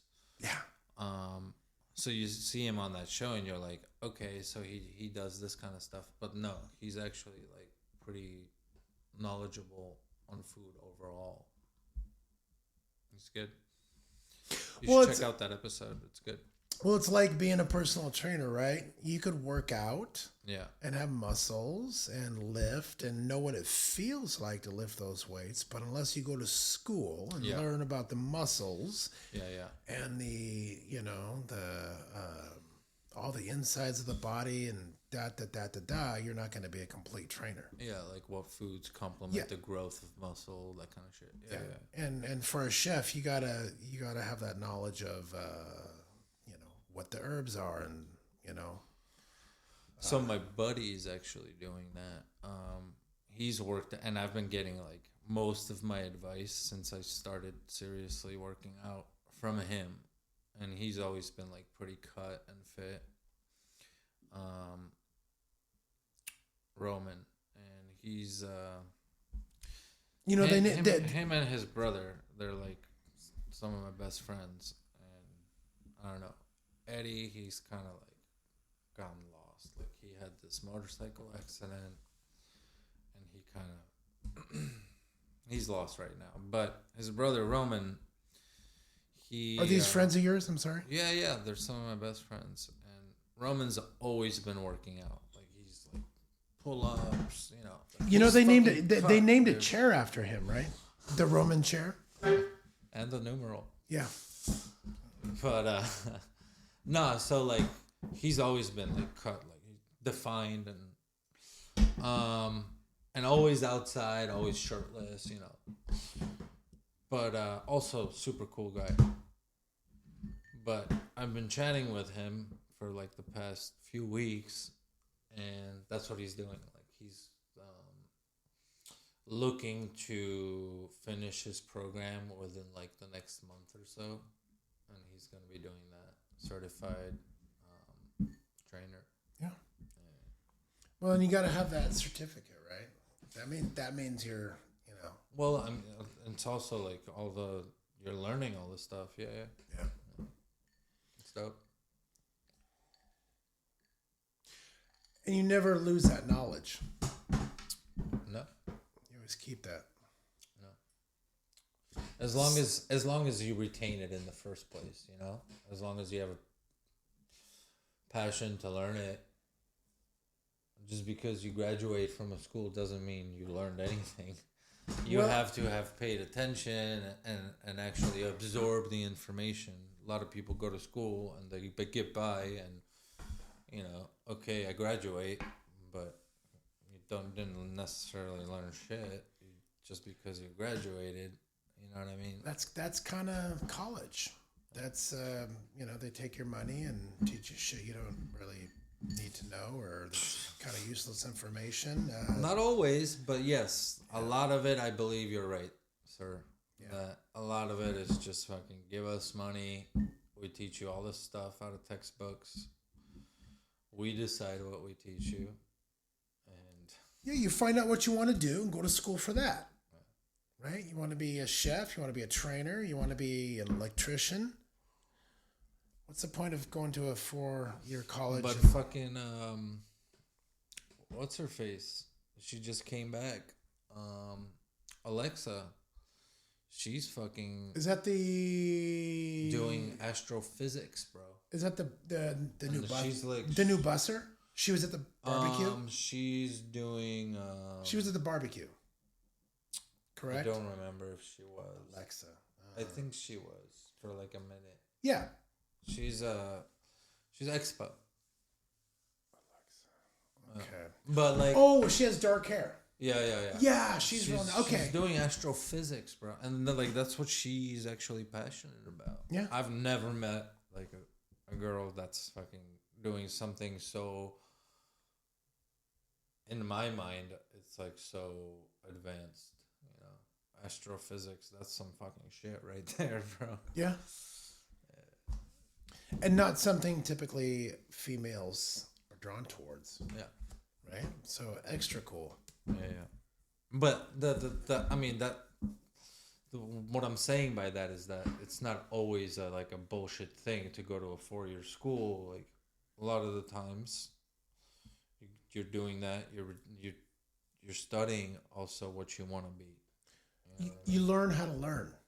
But you also have studying what you want to be. Like doctors, they go to fucking school for 6-8 years. Like they're studying what they want to be. Maybe not all of them, but you retain. You learn that shit. You learn how to fucking fix people. Rather than being a mechanic, you're a human mechanic. Yeah, I don't want that kind of responsibility. Yeah. Mechanic or a doctor. Yeah, dude. Yeah. Mechanics are cool too. My uncle's a mechanic. He can fucking fix anything, dude. Anything. But like mechanical, not any of this fucking new fucking self-driving car shit. I'm talking about mechanical cars. Yeah. The you know where you can climb inside like an old Chevy or Ford and like That sit actually has inside a of it. motor. Yeah. Yeah. Yeah, I have an '87 Suburban. Oh yeah. Things made of metal. Yeah. Every mechanic that touches that. Not fucking carbon fiber where fucking you hit something and the car's destroyed. Yeah, you can literally climb inside, sit in the engine area, and fix it. Yeah. I've always No wondered, technology, I've always nothing. I wish I had someone that, like, I wish my uncle lived near so that I could take my car over there every time it had an issue and have him help me work on it. Because I always wanted to learn that shit, the ins and outs of mechanical engineering, like just how to fix cars. I find it fascinating, and yeah, there's YouTube videos, but it's not the fucking same as fucking somebody being like, okay, you see this thing right here? We gotta fucking pull that. And then also, like, okay, you watch YouTube videos, but you don't always have a garage and have all the tools. Knowing someone that has a garage and all the tools, that's way better. Well, people have a knack for things, right? Yeah. You know, oh, you could just, like you said, watch YouTube videos, or it's easy, or you can learn. I'm like, no, not always. So some people have superpowers, and some people are just really good at things, right? I've got a great mechanic, Jeff, All Service Automotive on Edmonds Way, and it's great to have somebody who you can trust. And like you talked about, Not to fuck you over. Yeah. Also. Yeah. Jeff is a good man, and I don't know shit about mechanics, right? So, you know, being able to go to somebody who knows what they're doing, whether it's an uncle or, you know, somebody that I trade services with my mechanic. That's awesome. I landscape. I blow his area. I just do all kinds of. I bring him coffee. That didn't sound right. No, it's okay. It's all right. No, you do Below his area. You do what you got to do to take care of the people that take care of you, and coffee is one way. Caffeine. No, just the way you said I blow his area. Oh, that part. Yeah. Did not sound right. Yeah, But it's just the way it came I out. probably should have just stuck with I landscape for him. Yeah.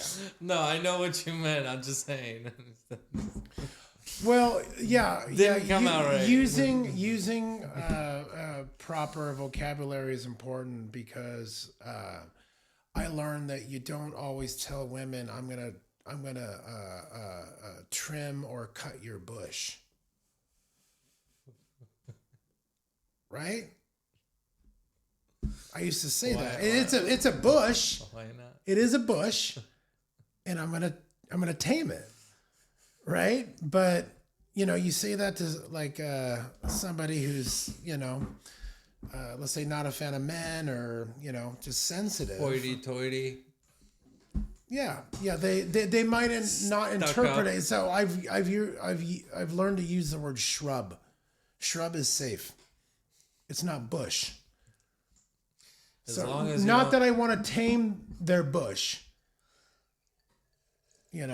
Hypothetically, but technically, but they might take it the wrong way. They might find offense to that. People are very sensitive nowadays.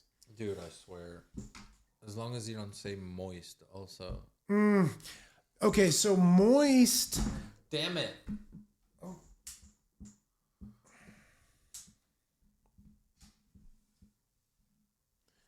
Retardo. Moist, from my experience, I don't think females like.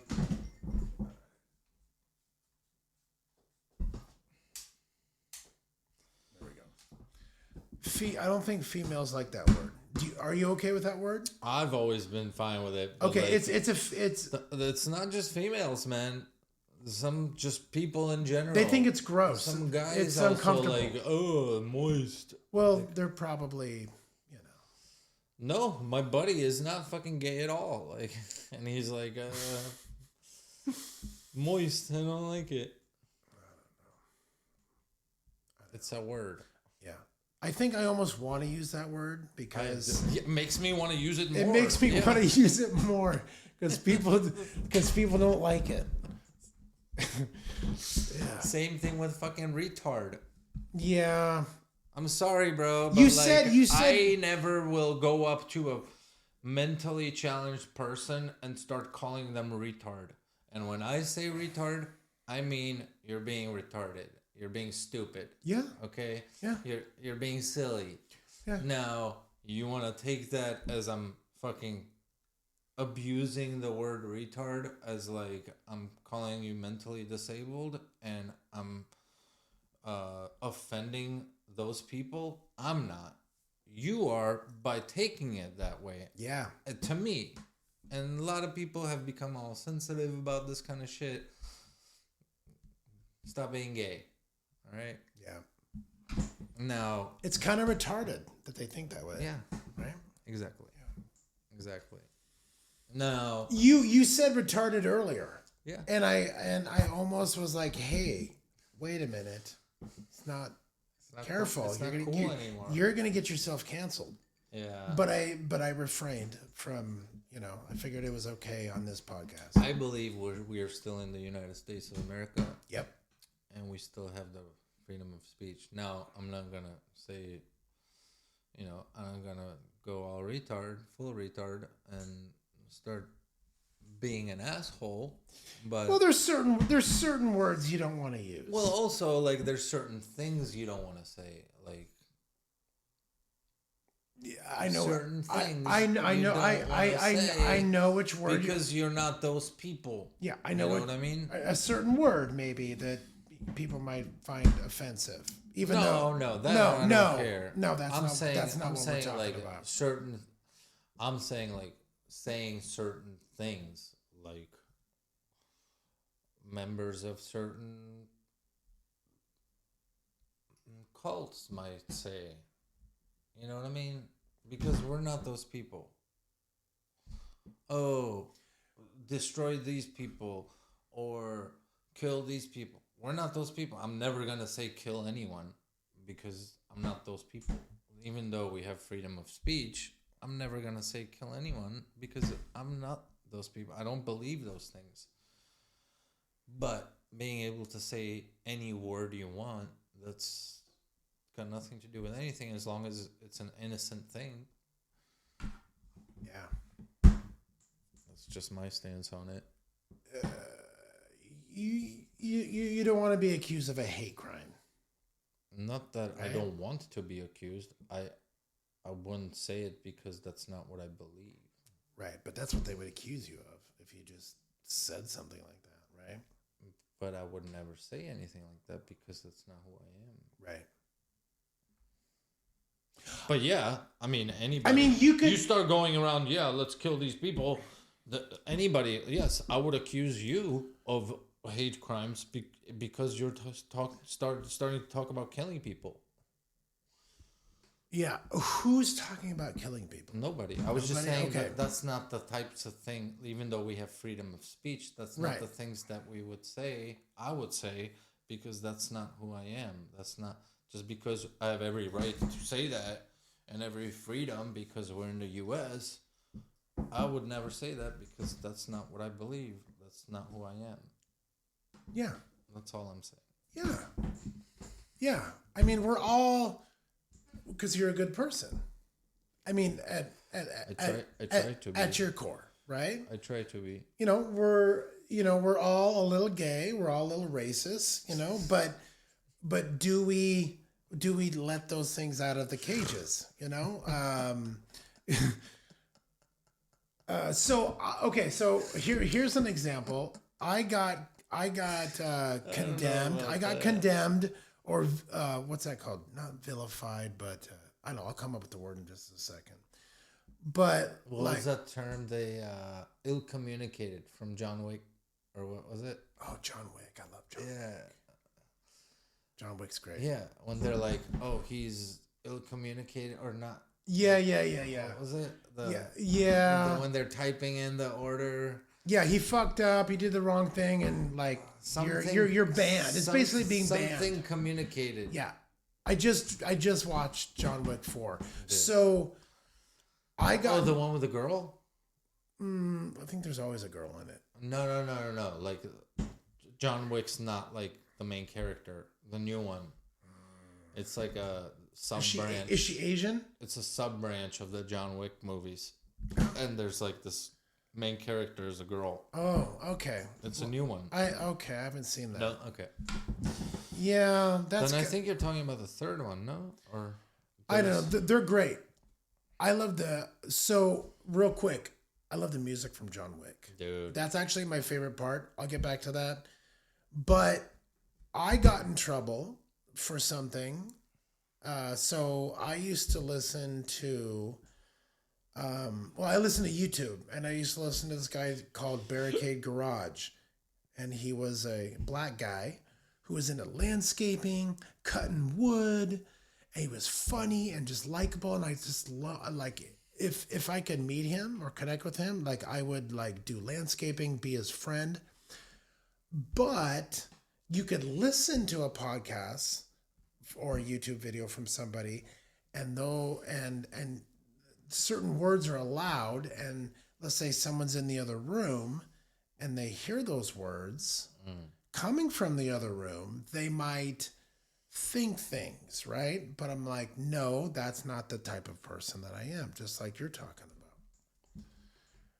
Right? Even they're just words.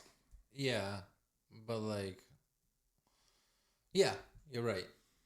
Yeah. And yeah, I've got some personal issues I'm working through right now. I'm just relating a story. And then like what you're saying is that, like, I was saying I would never say certain things, but certain words I would never say either because they're derogatory. Right. You know what I mean? And also, I'm not that person. I would never say that. Right. That's also it. Right. Yeah. A lot of young teenage boys, a lot of white boys have gotten in trouble for singing songs and rap lyrics, right? So is that yeah, well, right? Yeah. Like they're just singing along with the song, and then they say the word, and then next thing you know, they're kicked out of school, and it's like Jesus, it's in this song. Yeah, he's obviously different. not. I would still not, even when I'm singing along, I feel like, even if I'm fucking alone, like I just don't. Because you listen to hip hop, you listen to rap. I love rap and hip hop, and I also know that I'm not black. You are not. I'm not black. I'm not gonna be going around saying a word that is offensive to a whole people. No.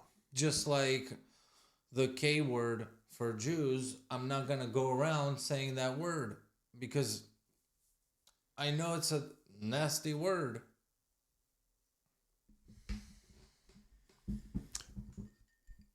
It's just not who I want to be. Like, it doesn't matter. I'm with people. I'm alone. Now, cunt. I love the word cunt. Okay, because I'm so pure and innocent, and I just can't even think of the word that you're thinking of. It doesn't need to be talked about. It doesn't matter. Yeah. Oh wait. Actually, I you know what? I don't know. I'll figure it out. But yeah, we choose not to say certain things, do certain things. Yeah. But at the end of the day, I mean, we can say words. We can say any word. But it's do you feel like it's the right thing to do? No, I wanted to go back and we're talk more about drugs. Oh yeah. Okay. You said you love drugs too. I love drugs. I would consider myself hedonistic a little bit. Okay, so now I am a little bit retard. So you would have to explain. I don't know every word in English. So what is hedonistic? Are those American spirits? I know a lot of people won't approve of this, but since we're here, just one, right? That's all I need. Just You one. can have 5, 10.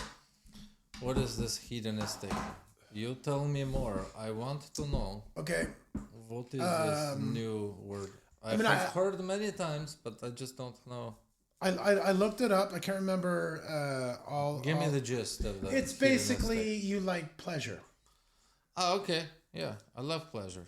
Yes, but yes, that's whether it's sex, whether it's alcohol, whether it's food, you could even be hedonistic in nature, right? I have nature-gasms, dude. Sometimes, that is right? one of Like the I literally see something out in nature, and I'm just like, right, dude. Just being nature-gasms, being out there. Yeah, and a lot of people, you can't get it unless you're there yourself. Like, I've taken so many photos at the top of the hikes that I've been on, and I've sent them to my friends. And they're like, "Oh, cool! That looks cool." It doesn't look cool. It's fucking amazing. Yeah, it's fucking awe-inspiring. Nature is beyond words. Nature is perfect. It's pristine. Yeah, and I feel like just like drugs, not all drugs uplift you, but like it makes you. It's like medicine. Yeah, like medicine. If you do it right, it's medicine for your soul. Nature. Yeah, and if you can take for your soul, for your body, like it's good in every way. You're out there, whether it's sunny or not, you're still getting sun rays. Like the sun is good for you. Breathing the air in the natures, like working with the soil. Yes, that too. It's kind of how the soil has its own scent. It's in our DNA, and we have lost our way. I listened to a guy who talks about basically, everybody used to farm, make their own food, homesteading, blah, blah, blah. That's so good. Then the government came in and said, hey, let us take your farm. Let's buy out your land so we can put some factories on it.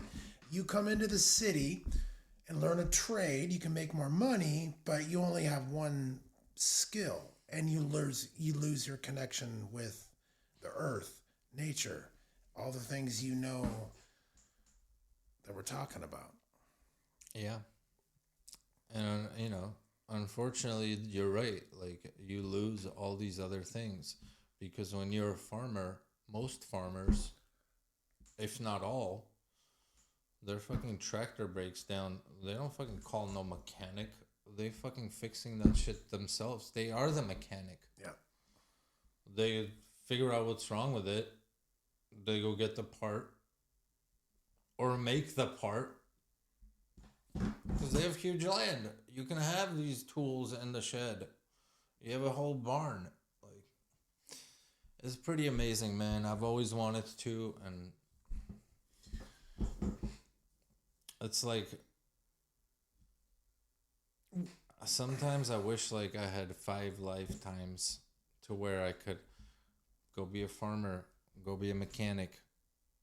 You know what I mean? Like, go study music. A mechanic farmer that plays music. Yeah. Well, AI is coming, so That's fucked. eventually. dude. Okay, let's get back to drugs.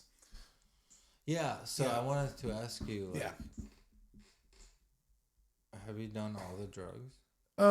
So I recently did some MDMA. That was your first time? Well, I did a lot of ecstasy back in the days. Similar. But it was always, it was mixed with shit. But I guess, I always like. I guess the kids say pure MDMA is just, pure whatever it is, right? Well, MDMA is supposed to be the main ingredient of ecstasy, Yeah. but it's not ecstasy because ecstasy also has heroin, coke, Crystal meth. Yeah. Yeah, Yeah. that's what makes it give you all these fucking tingly feelings. MDMA, yes, it gives you like that, like you're breathing extra and like you're feeling a lot, but it doesn't give you all these other like tingles and fucking a rush of like. I think it opens up your third. Oh. It opens up your third eye, Yeah, and it makes you. A lot of things It makes do. you. It makes you see things clearly. So I recently did that with my former wife while we were camping, and how was that? Was that awesome? it was awesome. Yeah. She had never done it before. Yeah. I knew So it what was it- first what it time was. for both of you. in a long time for me. I mean, And you first did time ecstasy before, but well, MDMA. together. Yeah. We did it together, and we probably had the most passionate kiss that we ever had, and we had great sex. that Because you night, too. feel extra, bro. Like you just Yeah. all your senses. Yeah, are the- heightened. Yep. Yeah. Yep. So I did that recently, and of course, mushrooms. Those are good. Acid. No, I've never done acid. No I've acid? never done heroin. I've never. I want to know what heroin feels like. Right? I could take the high. I could do it. Oh. But I can't inject myself with a needle. That sounds not good. I believe still to this day that the only reason I'm still alive is because I'm afraid. Not afraid. I don't like needles. I never have. I don't like sticking myself. Yeah, like I've never stuck myself, you gotta fucking. and I don't want to. Yeah, Like, it's- it's nasty to me. Yeah.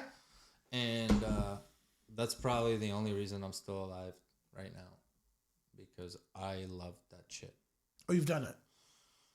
Oh yeah. Yeah. Oh yeah. Yeah. I've done I've done all the opiates.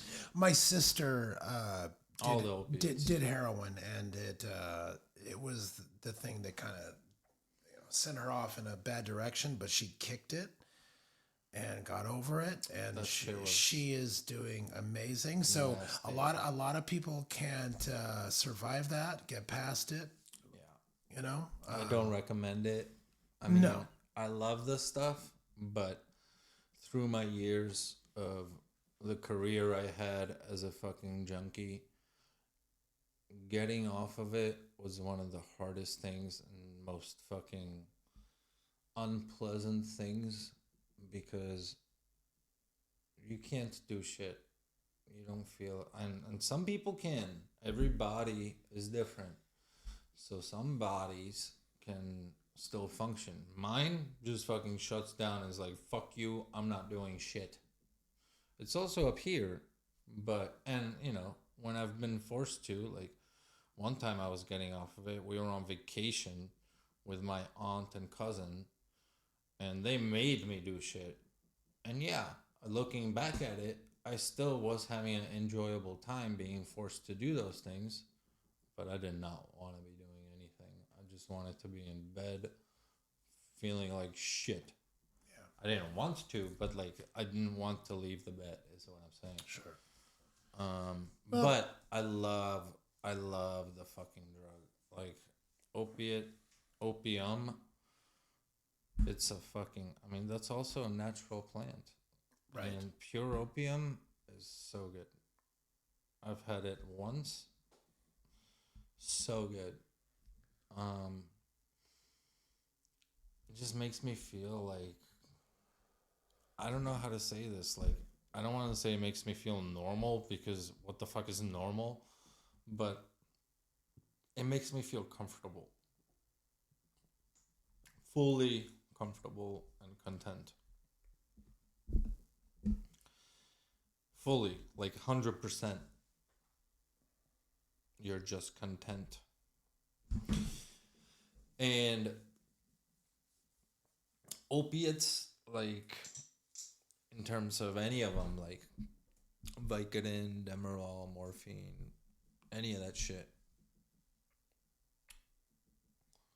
is very dangerous because, yes, the first few days you feel amazing and you're super nice to everyone and I love you, man. But then once you start becoming, and it just starts changing you little by little towards your temperament starts changing.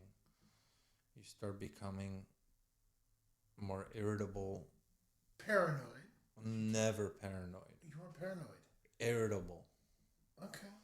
Like the littlest things sets you off and pisses you off and you start becoming an asshole. At least with me. And I think it's a known thing with opiates, with people that do them. And whoever is knowledgeable about them. But so I've learned a system myself to do them more than a few days in a row. So that I don't become hooked again because I don't ever want to go through that fucking withdrawal again. It's one of the worst things that I've ever experienced. Other than this fucking pancreatitis. But yeah, the fucking opiate withdrawals are... I don't wish that on anyone. But like I said, it's like amazing feeling. Sure. I've never done peyote. I've heard it's fucking super eye-opening. And that's like another one of those opens up your third eye kind of deals. I tried DMT pen. This one girl had a DMT pen. And I hit that thing a few times. And it's supposed to send you in this fucking super vivid... heavy fucking hallucinatory 15-minute trip. But nothing. I got nothing from it.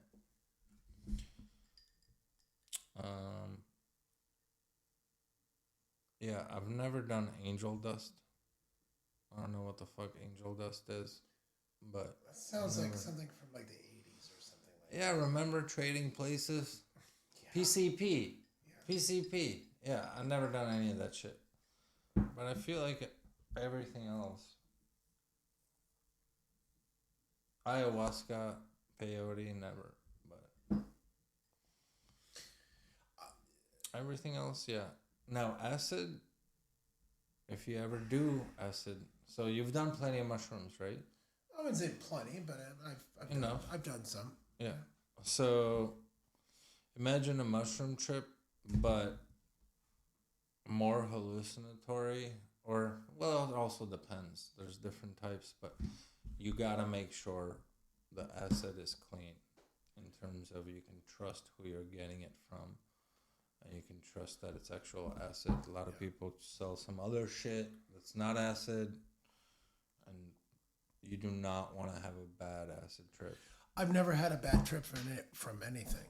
Yeah. Friends, that is very fortunate. Yeah.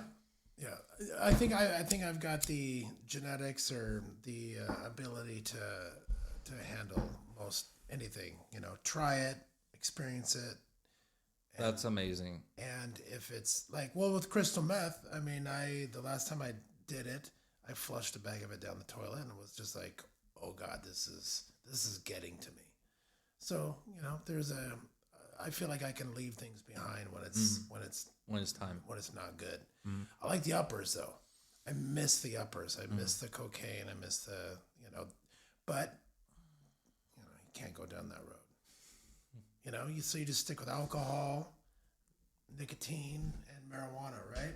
And then some mushrooms and some MDMA occasionally. Now, how did this, for you, how did the crystal meth, like, make you feel? What kind of effect has it had on you? You mean like long term? No. Or just Like immediate. Like, what are you feeling? Oh, I loved crushing up the crystal. I loved. So you're Tuco. You're Tuco. What? Breaking Bad. Never. You know what, bro? I refuse to watch that. Bro, I refuse to watch it because that. everybody else was watching it. Fuck that. You gotta watch it. All right. You will love that series. I enjoy putting stuff on my nose. All right. Watch that series and wait for Tuco. Right. And so I love the burn and I love the drip. I've hated burn of anything, but I've always loved the cocaine drip. Yeah. Well, what I didn't like about cocaine is because it clogs up your nostrils and eventually it gets all chalky and shit up there. I didn't like that part. I've never gotten that. I did. Maybe I got too. Maybe I need to clean out my nose hairs or something. I'm not sure, but I didn't. Maybe you had some bad blood. And you got to keep doing it. With crystal, you just take a line or two and you're solid. Well, and my intense energy is it matched with that, right? So I don't like to sit. I like to just keep moving. So that type of drug, like, made me like limitless. So, yeah, I could get shit done, and it was also euphoric, right? I mean, I think I opened up my third eye. So for you, it was euphoric. Yeah. Feeling. Okay. Yep. So euphoric feeling and makes you want to do stuff more. Yeah. Energy. So those two things is the main effect. Yep. Okay. Yeah. I just was able to, just be extremely motivated. Yeah. And music sounded better. Yeah. It was good.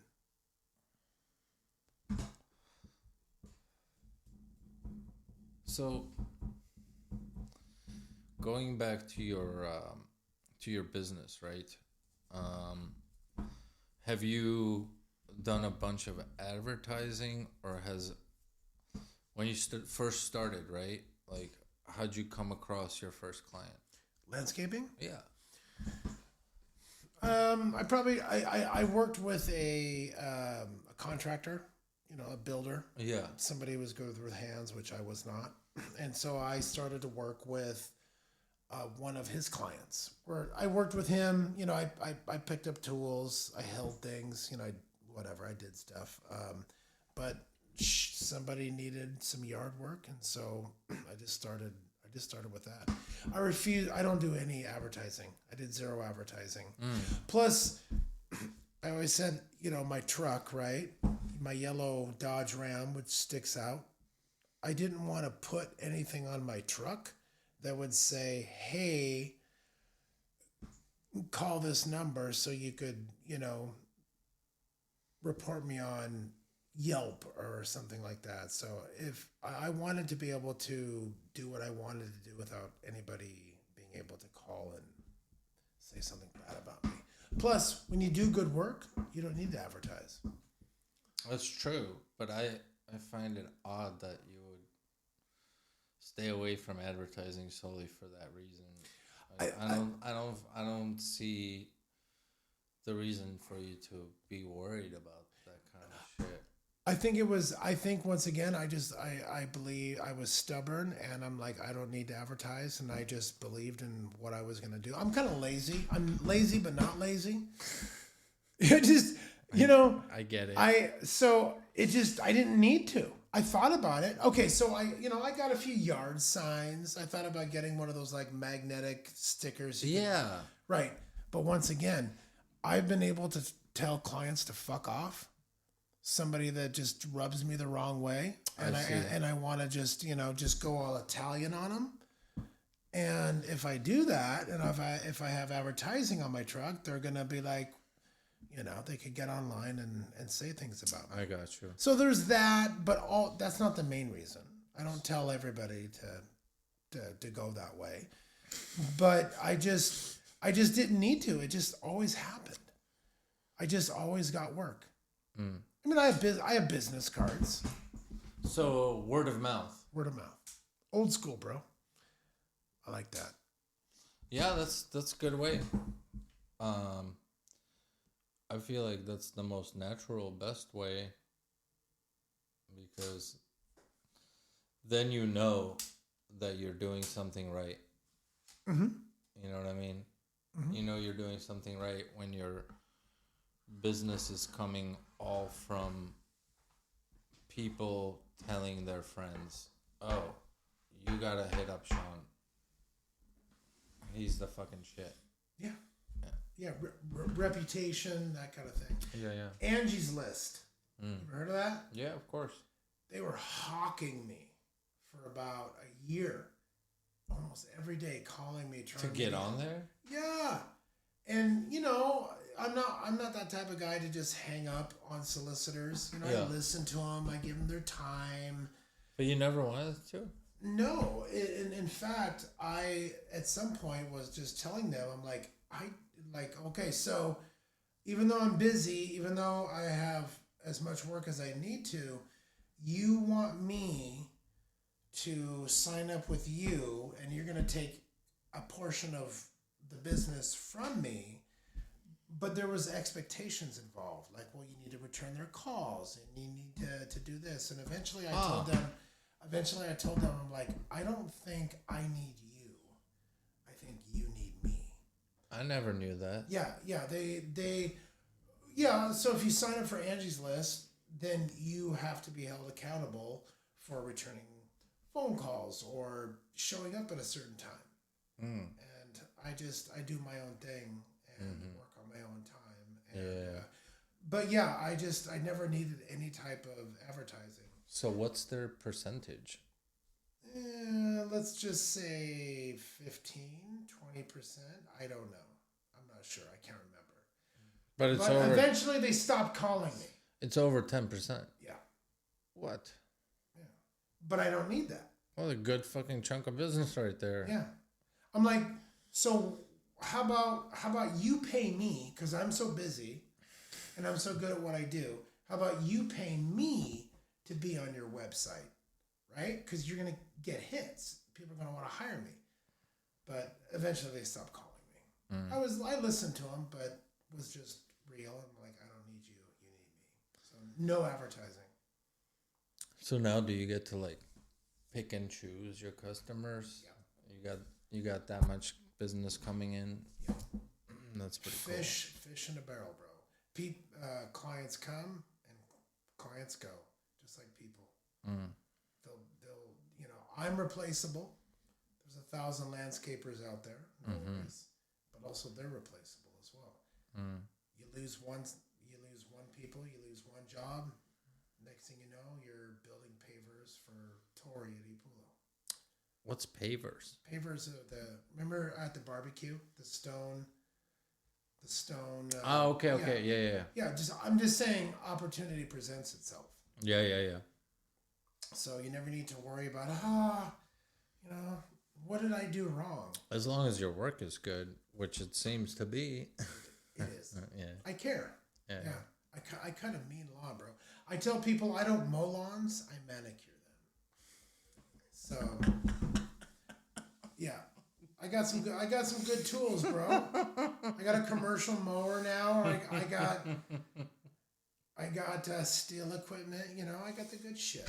Yeah. And I'm just, just like you, you just have a knack for cooking and making great food. I have a knack for working with nature and making it look pretty. Uh-huh. Yeah, I just make things look pretty. So you must have like a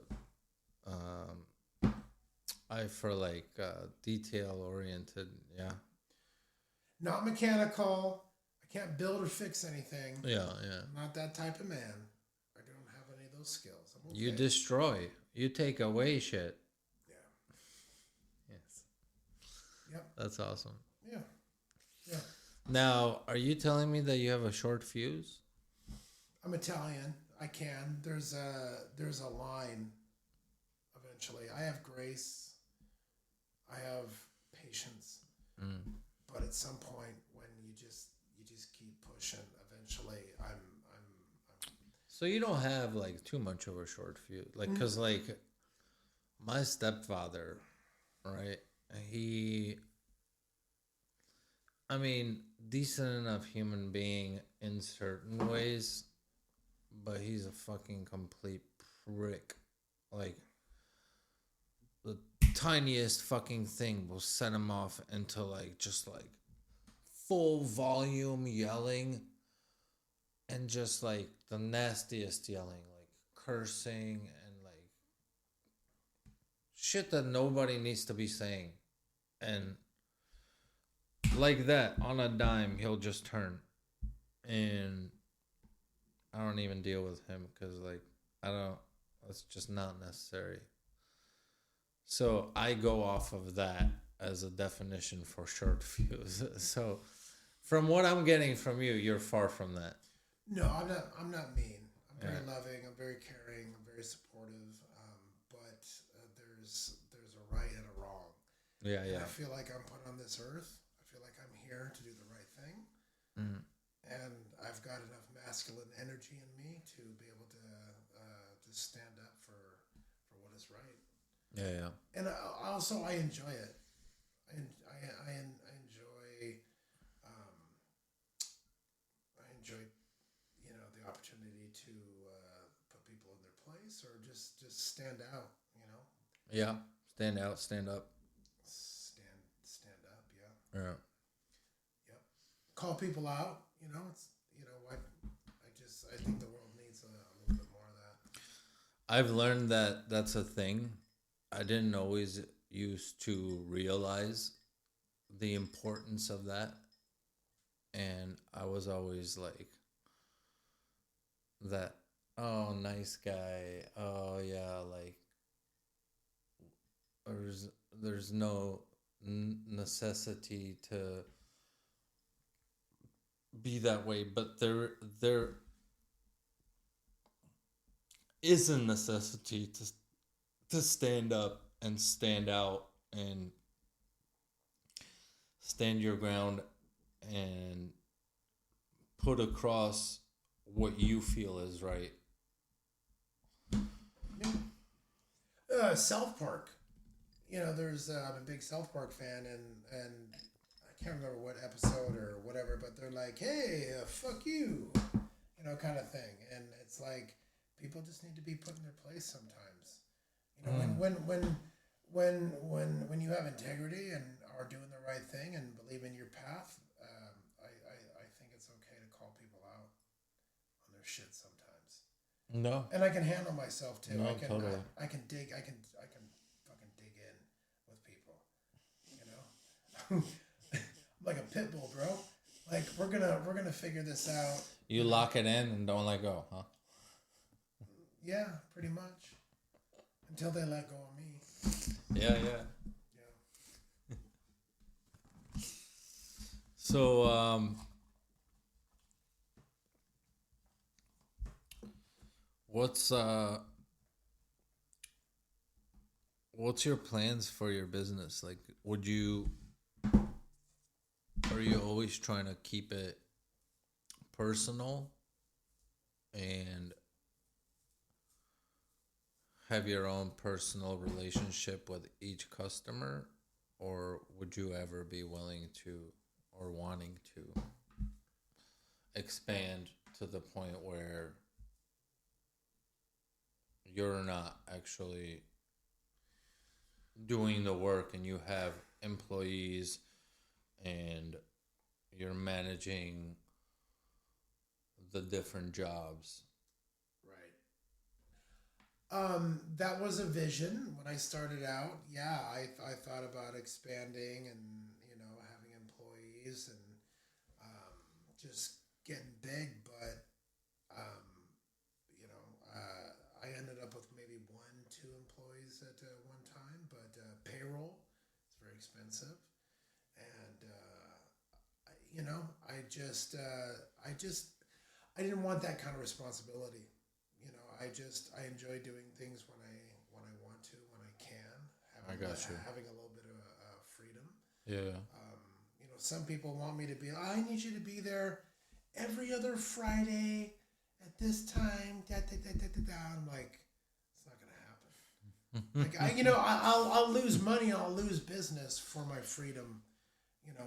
But the people that know I'm gonna be there stick with me. Yeah. And that's what I'm going to be there. I'm going to take care of you. I might not show up when you want me to, but that's just how you're going to. No, so like the way you work your business is you tell people, hey, within this time frame, I'm going to get this done for you. Yeah. And don't worry about it. Yeah. Okay? It'll be done. And if you're not okay with it, I'm not for you. Yeah. Right? Yep. Yeah. Yep. I mean, with something like that, I believe that's totally okay. With certain things, that's not really okay. Like, if you're like a music teacher, if you're like teaching guitar or piano, then, or like certain things. But like something like landscaping, like where you're outside, you don't need to be let in to anywhere unless it's like a gated home where still, I believe in certain cases, you could still be a lot of cases, you can be given a code to get in. But yeah, you can just get it. Okay, you need it done before it's too long, the grass or the bushes or whatever it is that you're doing. I'm gonna get it done. It doesn't necessarily have to have a schedule. Yeah.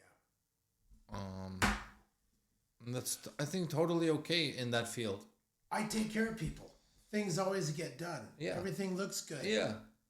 But I did, dealing with like neurotic or obsessive compulsive people. I can handle those people, but that's not the type of business I wanna run. But yeah, I'm into long-term relationships, and the people that I have been with me for 9 years. Mm. And like I said, those who have all other expectations of me, I'm just like, I'll move on. You should probably find yourself someone new. Yeah. Ebb and flow, man. That's and people are like that too. Mm. If you just know I'm going to be there, and if you're going to worry or stress out about it, then we should not be together. Yeah. It's just, I've told people, it's just fucking grass. Well, I think Right? it's also not just grass. It's also, all it is, I think, is trust, right? You trust me to do that and be there. You trust me. If you don't trust me, then it's not gonna work. Trust. You just gotta trust that I'm gonna do what I'm gonna say I'm gonna do. Yeah. Integrity, right? If you don't fucking trust, then we're not on the same page. Yeah. And then you're demanding. At that point, you're demanding. Mm-hmm. You're not trusting. Oh, I want you to do this right when I want you to do it. Why? I'm gonna do it anyway. Like I'm gonna get it done. No, I need it done. That's demanding. That's not trust. That gets my That's not cackles up. trust. Yeah. With stuff like that, you know what I mean? Like I said, certain things require precision and to keep a schedule and a certain time. But with something like landscaping, I don't think that you don't have to have a set time. No. No, you just get it done. Trust me, I'm gonna get it done. Otherwise, bye. Nature shouldn't be stressful. Exactly. Exactly. Yeah. Naturally. Yeah, naturally. Yeah. So yeah, that's like I said, long-term relationships. Either you trust me, or I used to say, people that would get worked up. I'm like, let me fucking fail first. Let me fail, and then you can call me out. You know, that kind of thing. Yeah, So. I think that still stems in trust. Like, they don't trust you to get it done, and that's why they're feeling a certain type of way, because the trust isn't that, oh, I don't believe you're gonna do it. Why? Like, you haven't gotten anywhere to stand on with that statement unless you've seen me not do it. If I'm saying I'm gonna do it, unless I've proven myself that I'm not gonna do it, then you have no standing to say that. And you said trust. Trust is a very important thing. I mean, you are in people's yards, right? I mean, you're moving around their home, this kind of thing, and so people trust me to be at their house while they're not home. Fuck yeah. Yeah. People should trust me, in general.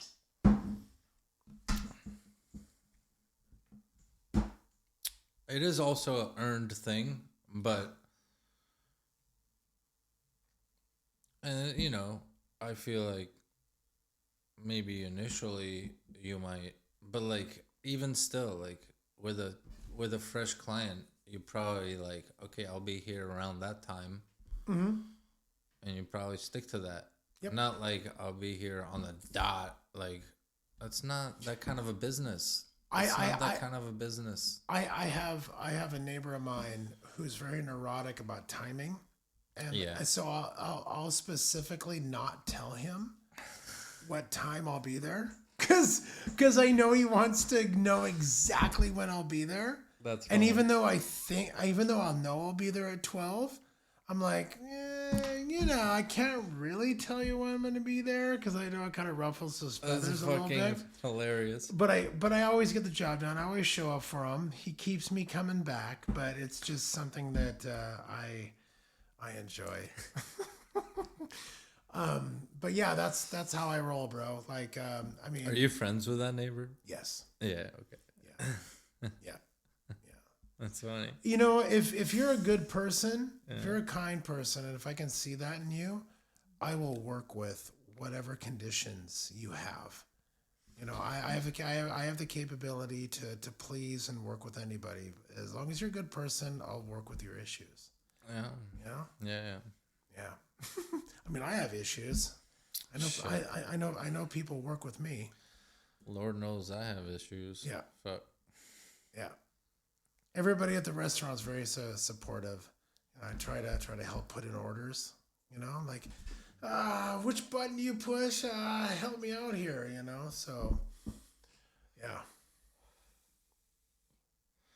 Well, all right, man. I feel like we covered a lot of stuff, and this was very, very fun for me. I enjoyed talking to you. Yeah. Thanks so much. Yeah.